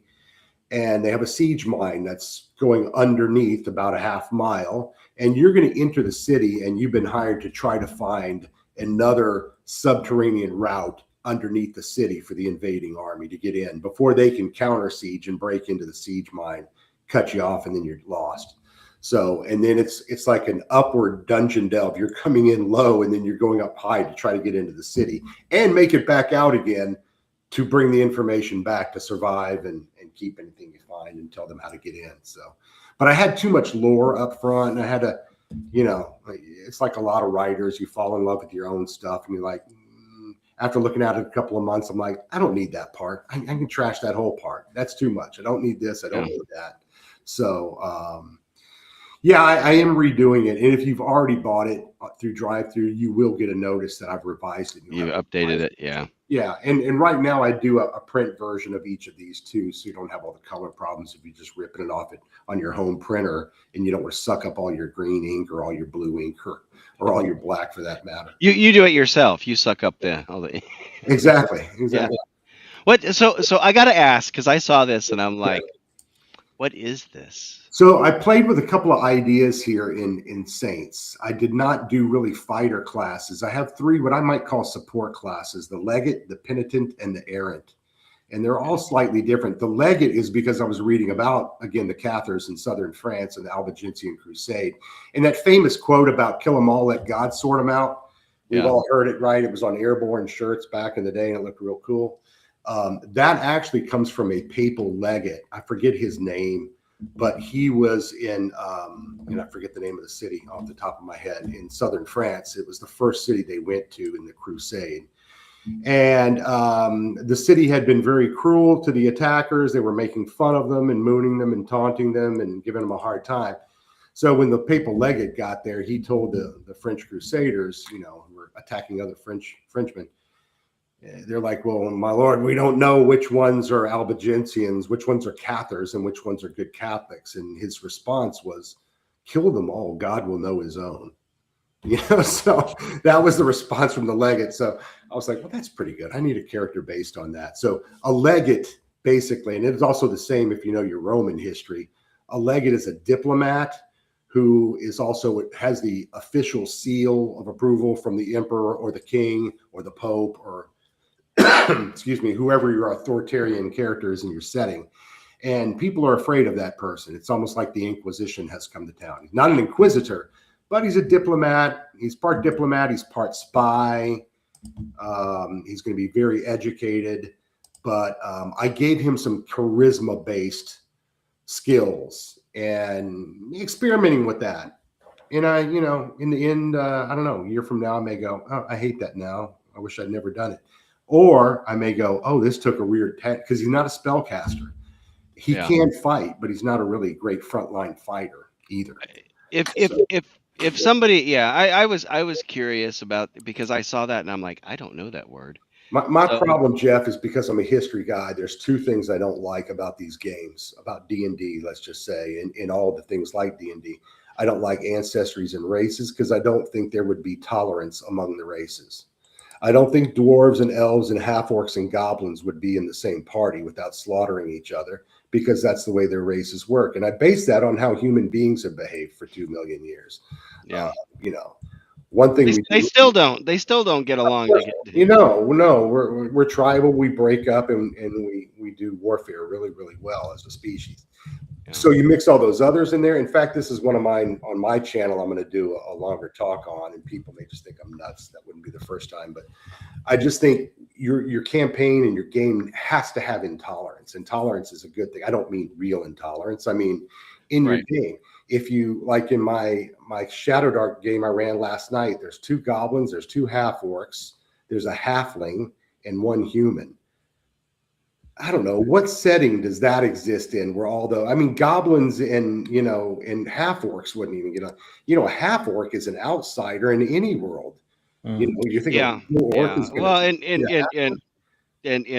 of course, we know what those evil wizards on the West Coast did. Well, sure, and I'm not even getting into that. I just think if you put yourself into this fantasy world, if there's intolerance in this real world we live in, there certainly would be intolerance in your game. There is in Tolkien. People forget all the time the Fellowship in the first book. Don't tell the elf. Right. I mean, well, that's just from the movies, but it's much grittier in the book in that, these races have been at wars. In the first age, the elves used to hunt dwarves like they were, wild dogs. They just hunt them and kill them. The elves did.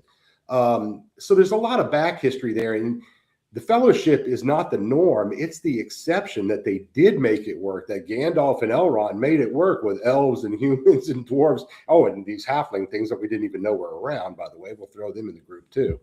So you got to remember that's the exception. And I think now how you make that happen in your group, because metagaming gets in the way. We really want to pick out characters based on the modifiers they're going to give us, right? I want that dwarf because I'm going to get an extra constitution, or I'm going to get dexterity with my elf, or I'm going to get this.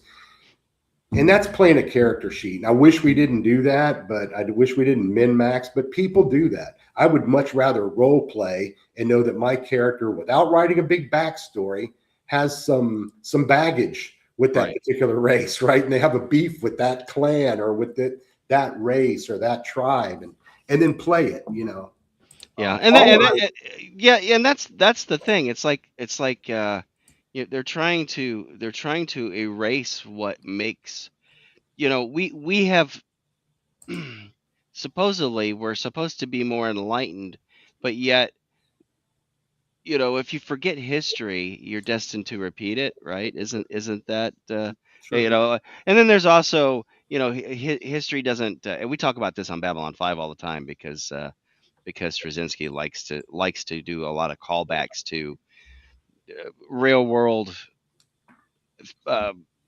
civilizations history, and it's not I've said before, it's not that history is necessarily repeating itself, but it does often rhyme, and you see similar type of things spiraling out of control over and over again. It's cyclical. Yeah. My first day I went and got a master's in history. In the first day in the classes, they were like, look, there's 2 types of history. There's people that believe that human race is progressing and changing and evolving over time. And then there's the cyclists who think that no, these things repeat themselves in cycles and happen over and over again. I tend to be a cyclist, right? I think these things, it's cyclical and it repeats itself. And you take somebody out of the ancient Egyptian world, and basically their same motivations and features are the same as ours today, but the technology was different, just to oversimplify things. So the thing I don't like in these role-playing games, in any of these role-playing games, is we pick these different races, right? And what happens 15 minutes into the first session with your new group?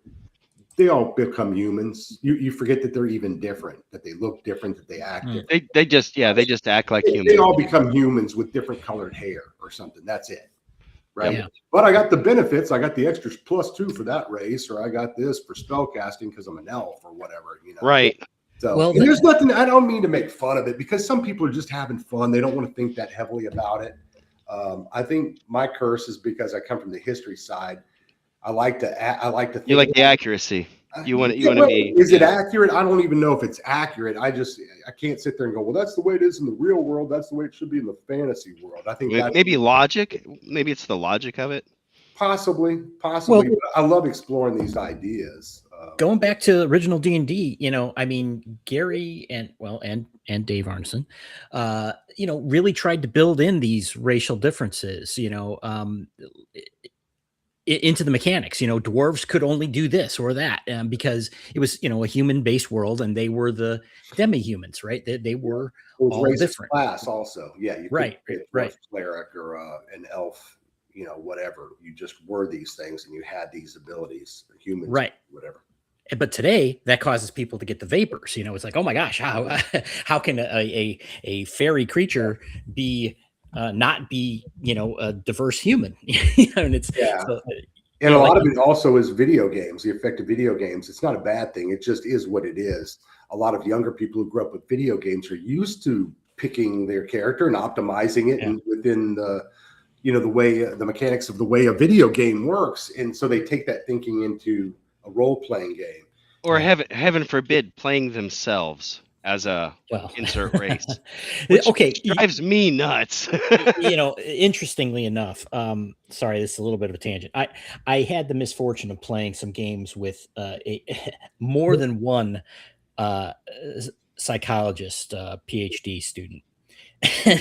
And she used to criticize. It's like, oh, you just want to play yourself or whatever, and blah blah blah blah blah. And this was years ago, of course. Well, now if you're not allowed to play yourself and your self insert, then that's a horrible thing. But back then, that was a criticism against uncreative gamers, right? From her perspective, So funny how things change. Isn't a lot of different influences for sure. But everybody is entitled to have fun however they want to have it. Sure. I'm not going to tell you absolutely true. Absolutely how to have true. fun.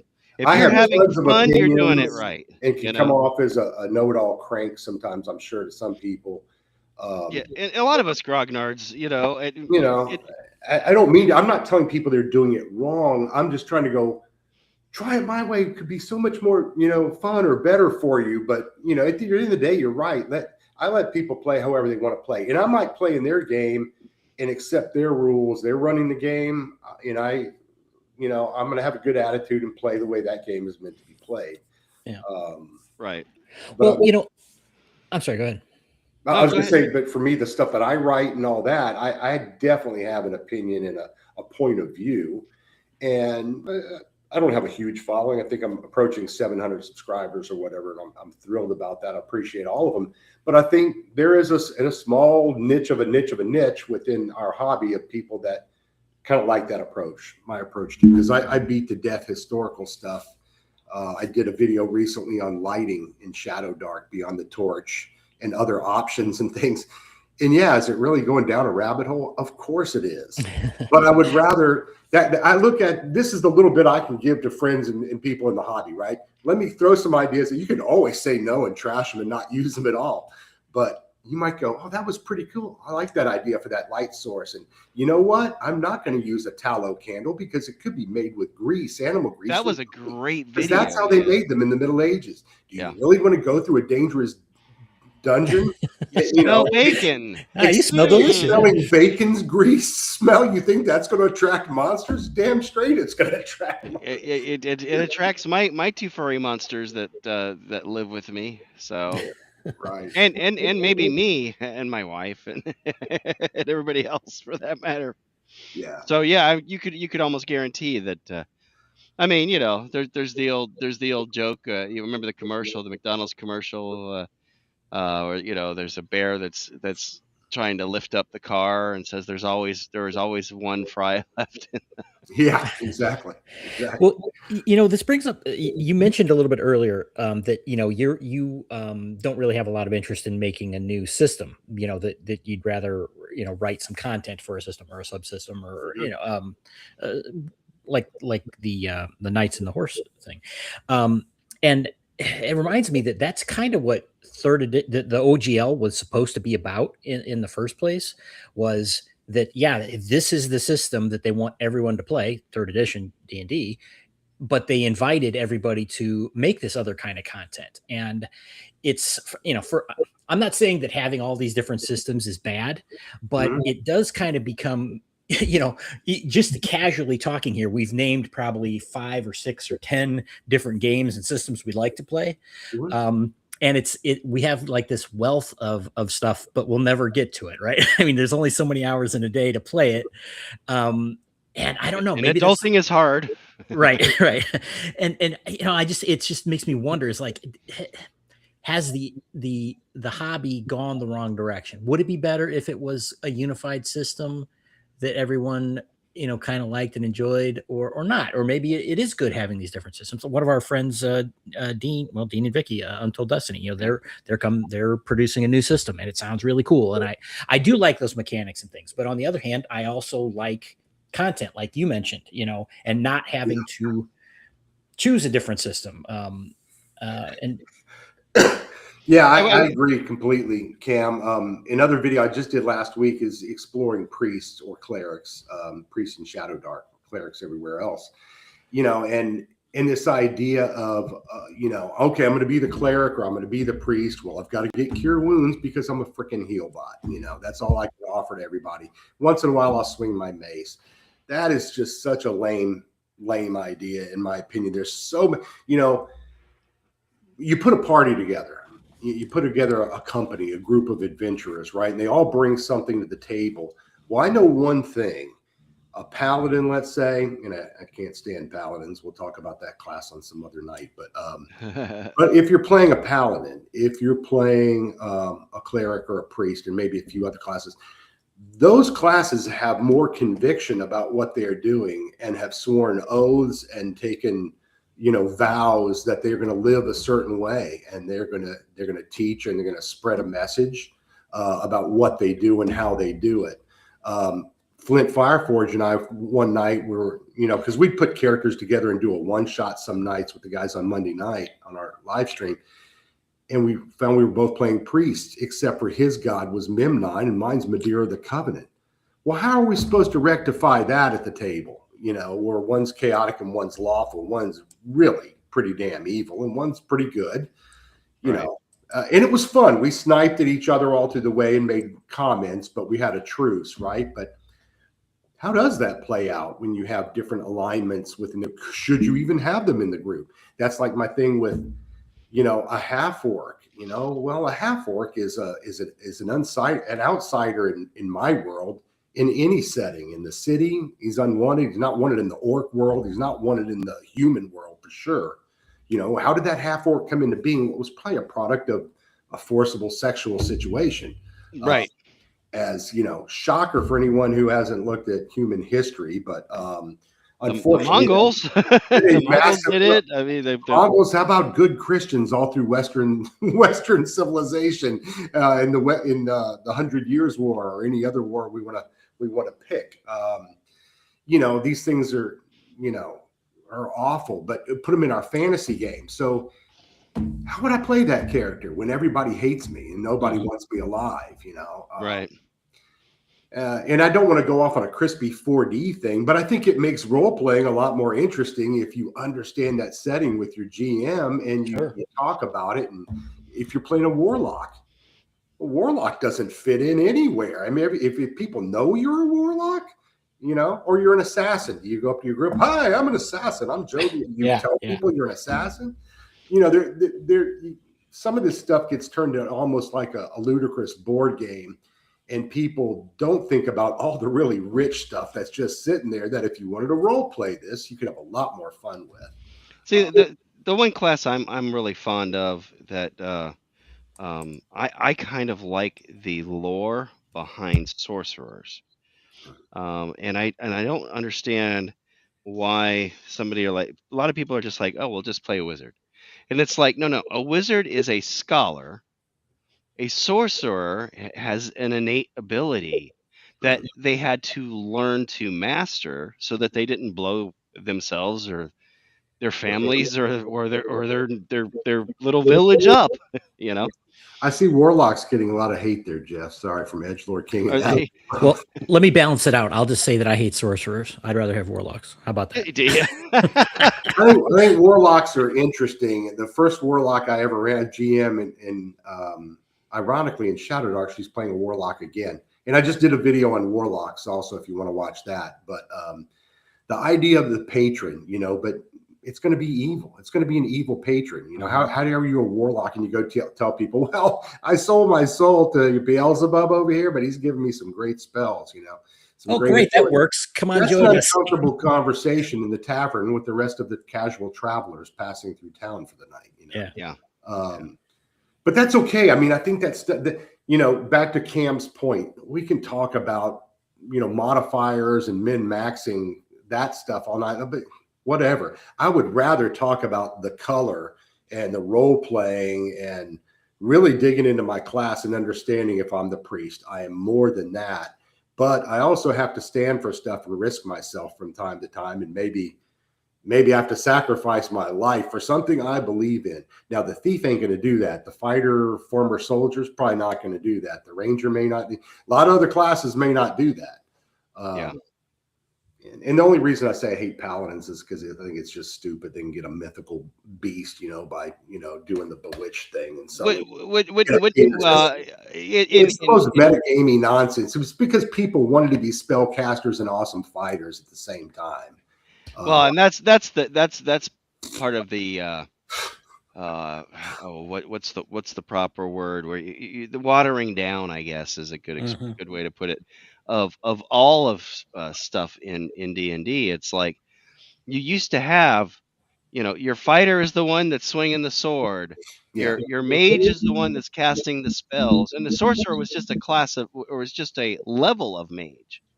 You know, if you look at the original, you know, first edition or whatever, you know, it's lists as you're level 1, you're this, level 2, you're that level, you know, it had names for all of these things. And so, you know, it's, oh, sorry, go ahead. No, I was just gonna, you know, I was just saying that, you know, that's when I really became disillusioned with 5th edition, is stuff became so watered down. It's like, have you ever had Kool-Aid where they were trying to stretch it too much and it was just colored water? You couldn't taste the sweet. You want the sweet, you want the good part, you know, that's right. You know, and that's basically what things have become. And I it's the same thing. It's like, if you can have a gnome that's just as strong as a half orc, that makes no sense. Yeah. Right. You know, and that's why you'll hear me talk about like 2024 or 5. I'm sorry, we can call it 5.5 edition now. You know, I call it Grey Goo. It's the Grey Goo edition, and it's been working its way towards that over the years. I mean, it started with 3rd edition, maybe started it with 2nd, but it's definitely, it was going downhill and then it hit the cliff and fell off. You know, and that's why I kind of want to. I don't want tieflings. I don't want people playing tieflings in my regular campaigns. I don't want people playing. I say, no flyers, no furries, no freaks. Nothing out of the ordinary. Well, you know. You know what? So in regards to paladins or tieflings or whatever, it's like I actually love paladins, but I think the problem with paladins is that they're not really paladins. They're not holding to any kind of you know, principles or any. It's just like, look at me, I get a bunch of power, you know. And the same thing with tiefling. It's like, well, not the same thing, but similar with tiefling is, if somebody wants to play a tiefling in a campaign, then expect to have all the problems of people, like you said, like same thing with a warlock. It's like, oh my God, what is this thing over here, you know, and play it, you know, instead of just, oh, look, everyone's like our guest said, everyone's just a human with a different, you know. I think there's certain kind of players, Cam, that want to play a character because it is a challenge, because it's not perfect, and your hands are tied about certain things. That's a challenge. And then there's some players who just want to play like they're playing a video game and they want to win, so they want the most modifiers to make their character. Right. Neither one's right or wrong. It's just, what flavor of game do you want? The irony is, and we saw this with 4th edition, and I know, Cam, you're going to have to jump real soon. But the irony is that most of these games were influenced originally by D&D. By the original Dungeons and Dragons, influenced all these video games that we see today. Yeah. You know, be it World of Warcraft or whatever. And now it's like the opposite. where they're trying to influence the original thing, and instead of holding fast against it and going, no, you did your thing, but no, we're keeping the original, core. I don't know. I'm trying to think what the adjective would be if you took Sisyphus and turned it into a Sisyphean argument. In other Yeah. words, wasting your time pushing the rock The up boulder, the hill, rolling the rock up. Yeah. back. Yeah, because at the end of the day, Jeff, if there's people that want to be, I don't know, pansexual dwarves running a bakery, making cannabis brownies, and that's their idea of D&D, God bless you. Go have fun. Nobody says I have to go play that with them, right? If that's what you enjoy, enjoy it. If there's somebody that wants to play a gritty type game like I do, that's darker, and I'm not afraid of evil, this and that, and Lamentations doesn't scare me, and War is a good thing. That's fine too. But sometimes you got to know who your audience is, and unlike so many things in today's world, we don't have to fight over everything. If you're like that flavor, okay, their table's over there, and this table over here is playing this way. Right. Well, the problem is, well, I guess for the brand, it's not a problem for me because I agree that I don't care what you do at your table. I'll play. Fits do me. what you want, man. Well, there is a rule book, though, is the problem, and the rule book has to be written a certain way with certain artwork and certain flavors. Yes, that's it. The fringe has taken over the production, right? In terms of the games like the official D&D. It's like you mentioned, the just look at the covers of their things with their little dwarf bakery and their prom. And everything. It's just it's become the default, which is that's not the game I want anymore. So that's okay. I could go find a different game. It's negative space is right here. Why would they would be treated like horribly? They would be. It's not like the happy everybody's happy in the village that you're a drow or you're a tiefling or that you're what.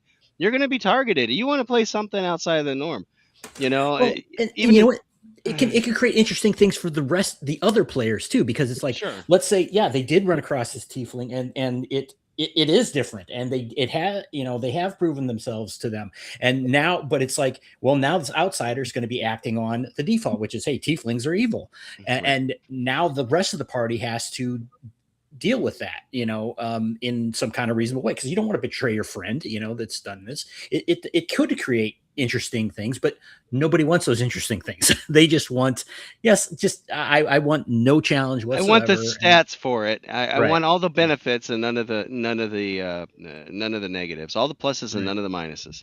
Yep.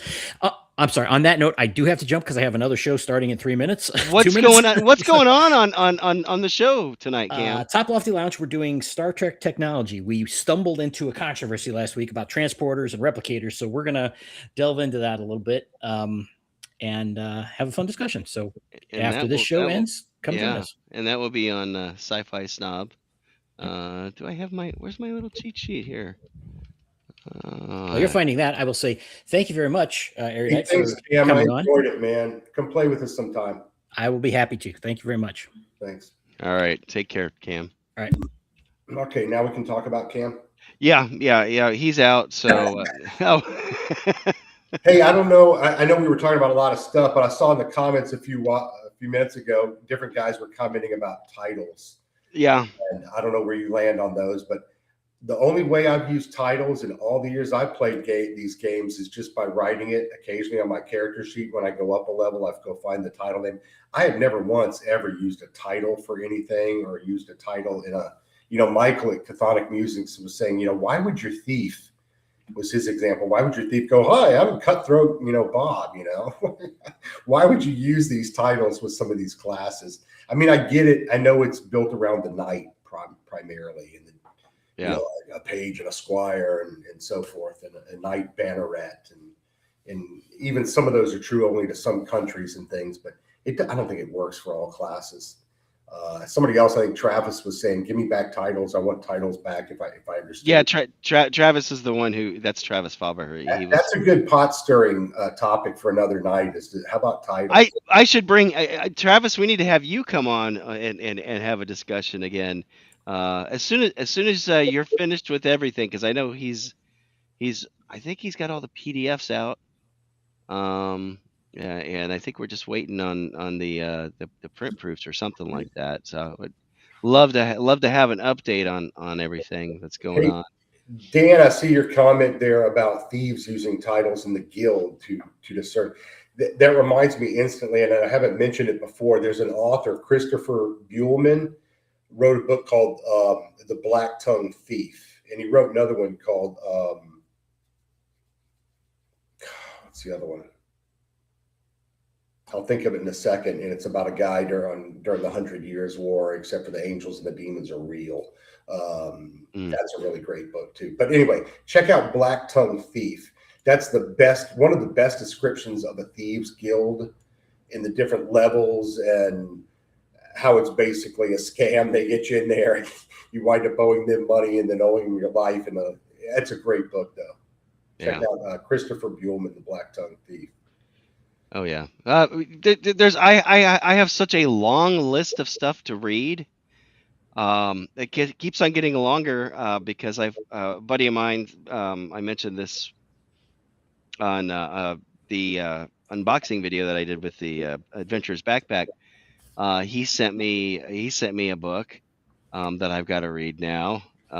So I'm in the middle of still working on the Dragonlance Chronicles. So that one I need, and I don't want to shift books midstream. I've got to read Glenn Hallstrom's book. I've got that sitting here. I haven't got it yet, but I'd love to get it just to support Glenn. He's great. Yeah, Glenn is a great guy. He was I think we had him on as a guest on this show and on Sci-Fi for Me TV. Which if you're not subscribed to Sci-Fi for Me TV, please do. If you're like us and you're into talking about anything nerdy, we talk about all of it. So speaking about books, I got two other nerdy history recommendations here. If anybody is twisted and sick enough as I am, and you like to go read about medieval history and then take those ideas to incorporate into your game, How Paris Became Paris by what's her name? Jean Dejean's Professor.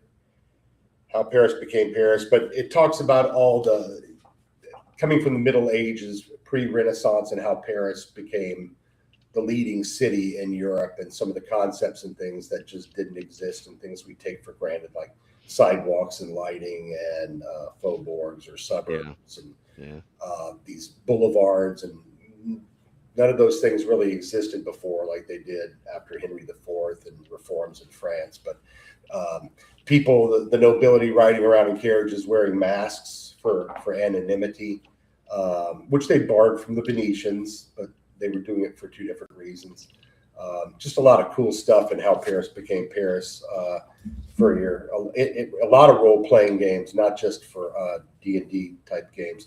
And the other one you may have heard of, it's Francis Geese and Joseph Geese. I think they're a married couple, not brothers, because it's spelled E-S, which would be a woman in French, I think.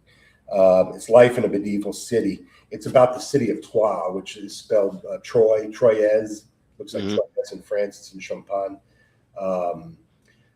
Great book. It's all about the city of Troyes in like the year 1200, 1208 or something. So if you want to learn about every aspect of life and inns and travel and all the mundane things that you would need in your setting for your own homebrew campaign, guilds, and not just thieves guilds.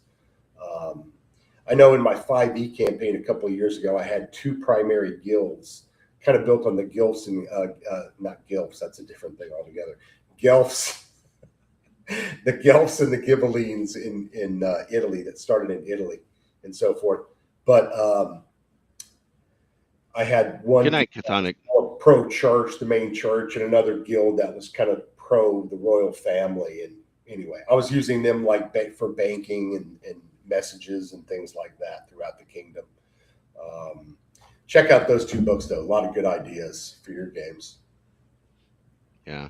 Edgelord says he's got Michael Moorcock, Elric from the 80s. Yeah. Not the greatest, but it has Gould covers. Gould? Yeah, that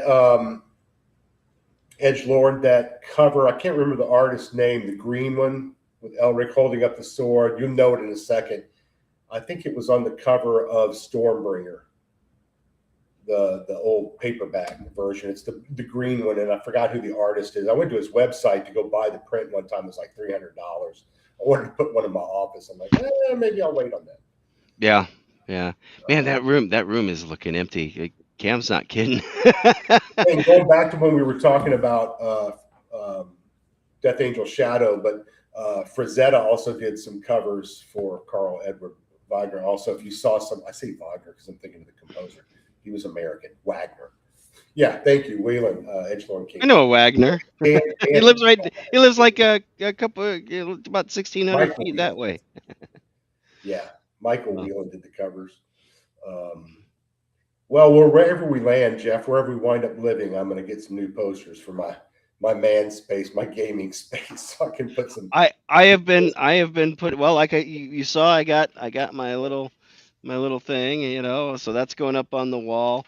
And if the price of lumber ever comes back down, I'd like to get the walls in here insulated, because it's a walkout basement, and I'm not sure which is worse, the wall that's by underground, or Yeah. this one over here, which there's a window right here, there's double doors over there, and there's another door. I've got 1, 2, 3, 4 openings on the front side of my basement, all of which could be a way to get out, but including a double door over here, which is how we brought in that something that I can't say what it is yet, and then it's a present for my wife. So I did want to mention, I grabbed the books.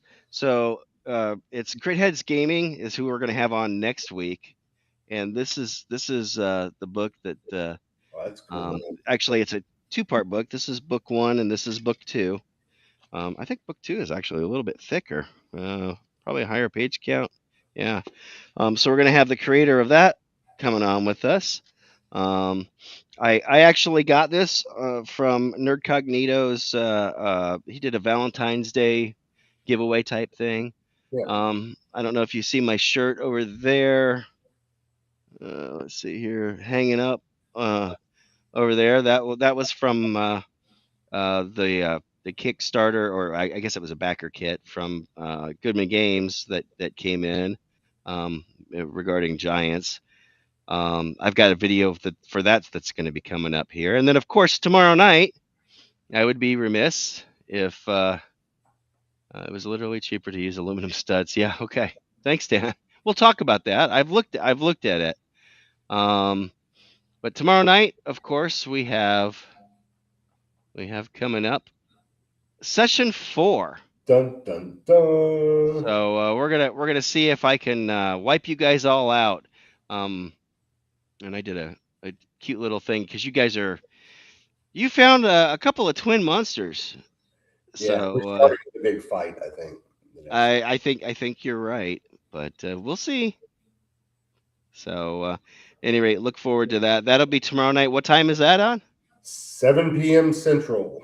So 8 p.m. Eastern, 7 Central. It's available on your channel. It's also available here on my channel, Tennessee Tabletop Tavern. I do not share that one on Sci-Fi for Me TV. That one is just on my channel, because we want to be able to cut loose, and I don't want to hurt Jason's channel with live plays. He's got a lot of good content on there. And then of course we do the Babylon 5 thing, which anybody who saw the intro saw. We had Peter Jurasik on. That was a multicast event. We got to interview him. I was got to ask a lot of the questions that people had submitted. For those that don't know the name Peter Jurasik, if you ever watched Babylon 5, he was Londo Mallory.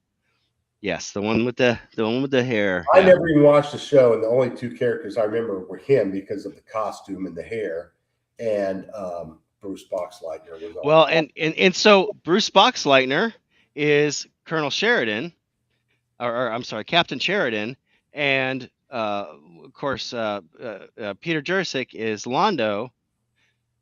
Bruce Boxleitner was Tron, and Yeah, that's Peter right. Jurasik was Crom in Tron. So they both that was The history, yeah. yeah, they had a history, and no, it did not have any play. So if you're curious, you want to find out about that, watch it on my channel, man. You can watch the whole interview. We went about 2 hours on that one. We could have gone longer, but we didn't want to. We were so appreciative of him, and towards the tail end, we started. I think Peter's noise canceling effect stopped working, so we were starting to get a little bit of echo. We were hearing ourselves. So, but we ran a good solid 2 hours, and it was a great chance.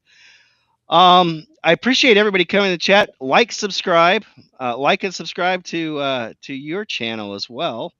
If you're not EruditeDM, and then I enjoyed it. I know most of the people that are on your chat here. yeah, Davina comes in here. So Londo had hair like the boss in Dilbert. Pretty much. Yeah. Pretty much, yeah. Can't argue with that. And they talk about that in that show. So Edgelord, I know you I got a question in there for you and a bunch of other people. So at some point in time, we're hoping to have him come back on again. We're talking maybe in season 4. When we get to season 4 on that show. So that's kind of neat. And he's the nicest guy in the world. You never know what you're going to get when you dealing with somebody who's been in Hollywood. Peter is a upstanding gentleman of the highest degree, and he is such a nice, pleasant person. It was such a relief to talk to somebody like that when you didn't know, because I used to work at Universal Studios. I've seen actors and actresses come through. I was there when we opened Harry Potter. I'm an IT guy, but I was out there when we opened all day long because running around fixing stuff, and and it was a mix. Peter Warwick Davis was really nice. His wife were there, their kids, very pleasant. Just kind of did the little thing. You're not supposed to really be a fanboy when you're Yeah, working. fawn over people and disturb them. right, because you want them to be able to enjoy themselves. Sure. But some of the actors from the movies were a little more, and then of course the Weasley twins got themselves in trouble out at City Walk, so that was fun. Hey, Dan in the chat seems to be kind of nervous about tomorrow night. He thinks you're going to kill him off, his cleric, but he's got a thief ready to go. Oh, okay. Well, I can't guarantee what's going to happen. It's up to the dice. I hope not. I am not targeting anybody. This is running the module as it is. So, well, Eric Tankar told me we did that video one night about the OSR, and he goes, "Remember, the OSR stands for oh shit, run." No dishonor in running away as fast as you can. Well, there is this green gem hanging from one of their these amulets we're trying to find. Yeah, so you never know how many takes. So anyway, thanks for the subs too. I saw some of the folks, Edgelord King, and some others subscribe to my channel as well. I appreciate it. Thank you very much. Good, yeah, and hopefully I'll pick up some from your fan base. Hey, we cross pollinate here. Yeah, and like I said, we'll both be on together tomorrow. So, I actually got some work to do if you guys make it to the next level. I got to get that one ready for you guys. Yeah, I mean, we're not in any rush, and we have some ideas and some people that want to run stuff, but none of them are like on a hard date. So yeah. It just depends on how quickly you guys are willing to run through it, and how long you want to keep it going. I mean, and we'll see if we have to skip some levels at some point, but we did start off. I think we're all having fun now that we've settled in, and you've caught up on Roll20. So yeah, that was a stumbling. Well, it was a twofer because I was learning Roll20 Actually, it was a 3 for Learning Roll And 20, Shadow Dark. Shadow We've Dark. done Shadow Dark before too. So, but you And- did fine, Jeff. I mean, we've all been there trying to run Yeah. these games, and I know you've done it probably before when you started Foundry or something else. Yeah. So all good stuff. Thanks for having me on, though. I appreciate it. Oh, I totally appreciate it. Anybody got in the chat got any questions they want to ask Erudite before we roll the credits? And I know it's going to take a few seconds. What you got coming out? Anything you're working on? I'm working on this revision of the second zines, Saints of the Shadow Dark, because I wasn't happy with the one shot. So I had to clean it up, and I'm redoing the maps. I'm doing hand-drawn maps for the most part, or I do Wadaboo for like city maps. But if it's a dungeon, I'm hand-drawing them. And some people, I was telling our mutual friend, he was like, yeah, sometimes I like clean, finished maps that look like they're battle maps ready to go for a VTT. But other times, it reminds me of being younger. I like a hand-drawn map where the walls aren't perfect or there's little, imperfections in the thing. It reminds me of maps I've drawn myself. So I'm like, well, good. If people don't mind that, I'd rather just draw them myself. I can do that faster. And I enjoy the process too. I'm no artist, but I have fun with it. Davina, thank you. We do have another question here. Any more Shadow Dark deep dive videos? Oh yeah, always. Yeah, Dan, thanks for the question. I have a bunch of stuff besides the intolerance one I was talking about. I've got to get back to the travel one because I played with that late last summer, maybe early fall, about my suggestions for how to run hex crawl stuff. How I would organize your party and get them thinking, making basic decisions. Is this is this a civilized part of the country, or we're going 2 days from this town to this town? Could be uneventful, but then again, there's banditry all over the roads and all kinds of stuff. That's very different than overland exploration beyond the borders where people, are not around. There's no farmsteads, different types of travel. And then also what roles you need in the party, someone to play navigator and keep the map, someone to be a scout, someone to be a quartermaster of sorts and resource. And how do you handle fit? I just think hex crawls are a lot more fun. And I know some of y'all do them. If you're not just going, okay, like a board game, I can move 4 hexes and then I roll 1 for a wandering monster. Nope, nothing. Okay, next day we go another 4. That sucks. Nobody wants to play like that. Yeah. I always remember that Alec Baldwin quote from Glengarry Glen Ross, and where they're complaining about the sales leads are no good, they're weak. And he's like, the leads are weak, you're weak. Of course, he probably has Alec Baldwin probably had a couple of F-bombs in there, but I'm not going to do that. But, well, yeah. But the same thing with travel. Travel's not weak. If you're the GM and they're not having fun, you're weak. It's your job to make it fun. And it's really not that hard. I don't know why so many people just struggle with, I don't know what to do with travel. Let's just hand wave it. To me, you're missing a giant part of the game. If you're not sleeping out under the stars and dealing with weather and an early snowfall and comets in the sky, and what does that mean? And there's just so many fun things to explore there in an outdoor game, in my opinion. I got to do that, and I've got other topics lined up that I need to get to. My wife and I did this whole vacation in December. We went to Ireland, Scotland, and York in Northern England. I got pictures from these castles and stuff. And I've started playing with them in ChatGPT, and they make cool little, they're not really, all I'm using ChatGPT for is the editor as a filter, right? To filter my own images. But I probably need to do some stories about that and tell people about this castle or that castle, because, man, just food for thought. Great ideas. All right. I dropped a link one more time to your drive-through. Maybe Thank you so much, Jeff. I appreciate it. Yeah. And I'm going to go ahead and call it here. If you want to stick around for a few minutes, we'll chat afterwards. You know the drill.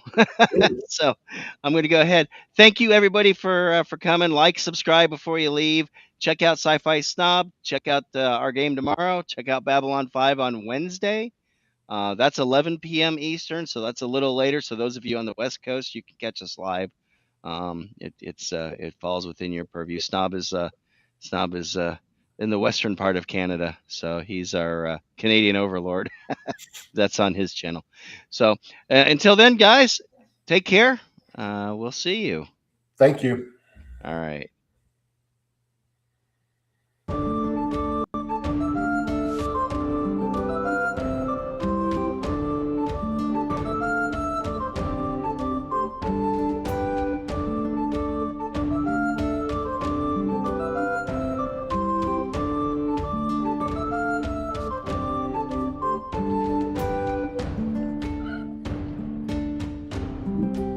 you.